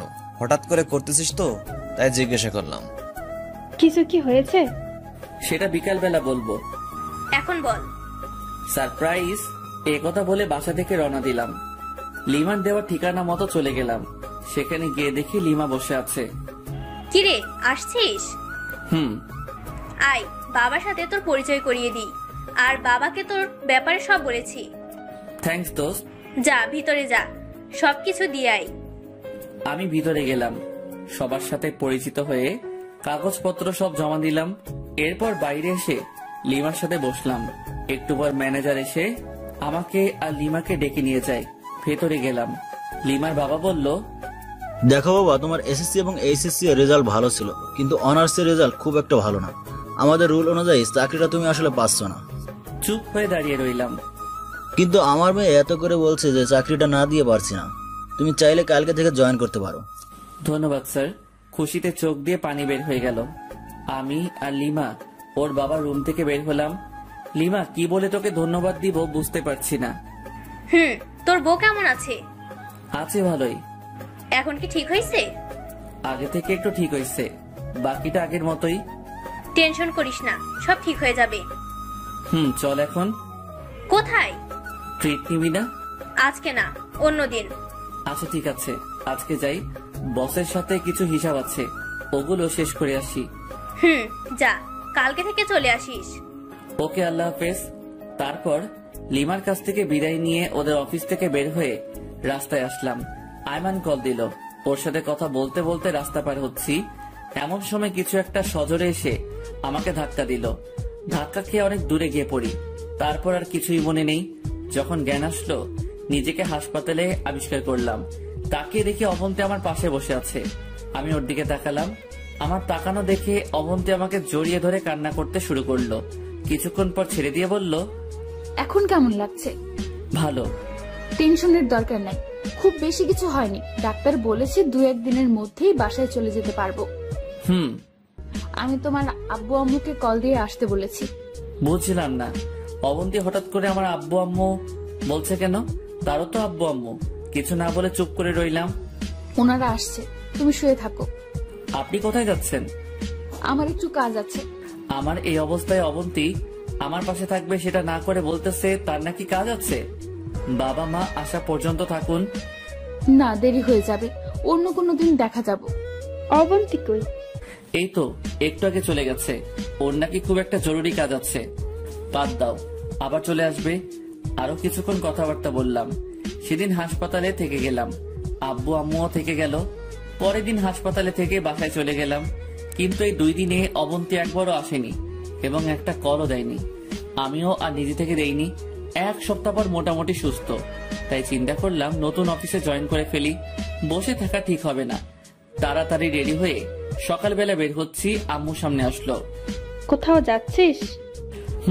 নতুন চাকরি পেয়েছি, বেতন আগের থেকে ভালো, কষ্টও কম। তাই চিন্তা করলাম আজ থেকে শুরু করে দেই। সে কি রে, তুই তো আমাদের একবারও বলিসনি। কখন পেলি? যেদিন অ্যাক্সিডেন্ট করেছিলাম সেদিন। আম্মু বাবাকে ডেকে বলল, বাবাও অনেক খুশি। দুজনের কাছ থেকে বিদায় নিয়ে বের হব, এমন সময় আবার দাঁড়িয়ে গেলাম। কিছু বলবি? অবন্তীকে কেউ কিছু বলবে না, বলার দরকার নেই। কেন রে, এমন একটা খুশির খবর মেয়েটাকে না দিয়ে পারি? না দেওয়ার দরকার নেই, সময় হলে জানবে। এখন নিজে থেকে কেউ কিছু বলবে না। আচ্ছা ঠিক আছে, বলবো না। আমি আর কিছু না বলে রওনা দিলাম। 30 মিনিট পর অফিসে গেলাম। ম্যানেজারকে সালাম দিলাম। উনি সবকিছু ঠিকঠাক করে দিল। আমাকে সবার সাথে পরিচয় করিয়ে দিয়ে আমার ডেস্ক দেখিয়ে দিল এবং কাজ বুঝিয়ে দিল। নতুন অফিস, নতুন কাজ, ভালোই লাগছে। কিন্তু বারবার অবন্তীর কথা মনে পড়তে লাগলো। আজকে এতদিন অবন্তী একবারও একটা কল দেয়নি। কারণ কি? অবন্তী কি নতুন কারোর সাথে? না, এটা হতে পারে না। বসে বসে ওর কথা ভাবতেছি, এমন সময় লিমা এসে একটা টোকা দিল। কি ব্যাপার স্যার, ম্যামের কথা খুব মনে পড়ছে বুঝি? আরে না, তুই কখন আসলি? আসছি তো অনেক আগে। এসে দেখলাম তুই বসে বসে কি নিয়ে চিন্তা করতেছিলি। না, তেমন কিছু না। নতুন অফিস কেমন লাগছে? ভালোই। কোনো প্রবলেম হলে ম্যানেজারকে বলিস। আচ্ছা ঠিক আছে। তুই থাক, আমি বাবার সাথে দেখা করে আসি। ওকে যা। তারপর আবার কাজ করতে লাগলাম, কিন্তু বারবার অবন্তীর কথাই মাথায় ঘুরতে লাগলো। বিকেলবেলা অফিসটা শেষ করে আইমানকে কল দিয়ে আসতে বললাম। আইমান আসলো। দুজনে একটা রেস্টুরেন্টে গেলাম, কিছু খাবার অর্ডার দিলাম। কিরে, তুই তো পুরাই চেঞ্জ। চাকরি পাইছিস? শালা, একবারও বললি না। তোর জন্য সারপ্রাইজ ছিল, এখন তো বলে দিলাম। তা আজকে কয়দিন? আজকে জয়েন করলাম লিমাদের অফিসে। কোন লিমা? আরে আমাদের কলেজ ফ্রেন্ড লিমা। ও আচ্ছা, ভালো। আমার জন্য একটা দেখ। তুই চাকরি করলে তোর বাবার টাকা কে খাবে? আরে না, আগের মতো টাকা দেয় না। আব্বা কি পরিমাণ কিপটে তুই তো ভালো করেই জানিস। আচ্ছা দেখবো। তোর ভাবি বউ কেমন আছে? ভাবি বউ মানে? আগে ছিল ভাবি, এখন হয়েছে বউ। দুইটা মিলে ভাবি বউ। তুই কোনোদিন ঠিক হবি না। তো কি অবস্থা ওনার? এবার তো অনেক খুশি থাকবে, তাই না? ওরে কিছু জানাইনি। কেন? সবকিছু বললাম। পারভেজ দোস্ত, তোরে আমি আগেই বলেছি মেয়েটার মধ্যে কোনো ঘাপলা আছে। যেমন? পারভেজ দোস্ত, তোরে আমি আগে যেই কথাটা বলছি এখনো সেম কথাটাই বলছি। ওই মেয়েটার মধ্যে কোনো ঘাপলা আছে। প্রথমত, তোর ভাই মারা যাওয়ার পর অবন্তী যদি তোদের বাসা থেকে চলে যেত, খুব ভালো বিয়ে করতে পারতো না। ওর ভাগ্য যে তুই ওকে আবার বিয়ে করেছিস। দ্বিতীয়ত, তোর মা বাবা অবন্তীকে যে পরিমাণ ভালোবাসে, আদর করে, আমার মনে হয় না পৃথিবীর অন্য কোথাও এমন আদর পাবে। সবকিছু থাকা সত্ত্বেও অবন্তী তোর সাথে একই খাটে থাকে না, একসাথে মিশে না। এই থেকেই বোঝা যায় ওর মাঝে কোনো ঘাপলা আছে। কিন্তু আমি তো ওরে কোনো অভাব দেখাইনি, ওর সবগুলো স্বপ্নই পূরণ করেছি। আমার মনে হয় ওর কোনো পুরনো বয়ফ্রেন্ড আছে। আরে না, এটা হয় না। এটাই হবে, গরিবের কথা বাসি হলেও মিষ্টি হয়। কি করব বল, আম্মু আব্বুর দিকে তাকিয়ে ওরে কিছু বলতেও পারছি না। ও এখন কোথায়? ওর বাবার বাসায়। আমার অ্যাক্সিডেন্টের আগে গেছে, এখন আসেনি। একবারও আসেনি? না, কল করে জিজ্ঞেসও করেনি আমি বেঁচে আছি নাকি মরে গেছি। তাইলে শিওর থাক ওর অন্য কোথাও রিলেশন চলতেছে। দোস্ত, ওরে ফলো করতে পারবি? ওকে করলাম, সমস্যা কোথায়? কিন্তু এটা শিওর যে অবন্তী তোর কাছে থাকবে না। আগে হোক আর পরে হোক, ওরে ডিভোর্স দিতে হবে। তুই না দিলেও সে তোকে দিবে। আচ্ছা, তুই শুধু ফলো কর। ওকে। আরো কিছু কথা বলে বাসায় চলে আসলাম। এসে ফ্রেশ হলাম। আম্মু রুমে আসলো। কিছু বলবে?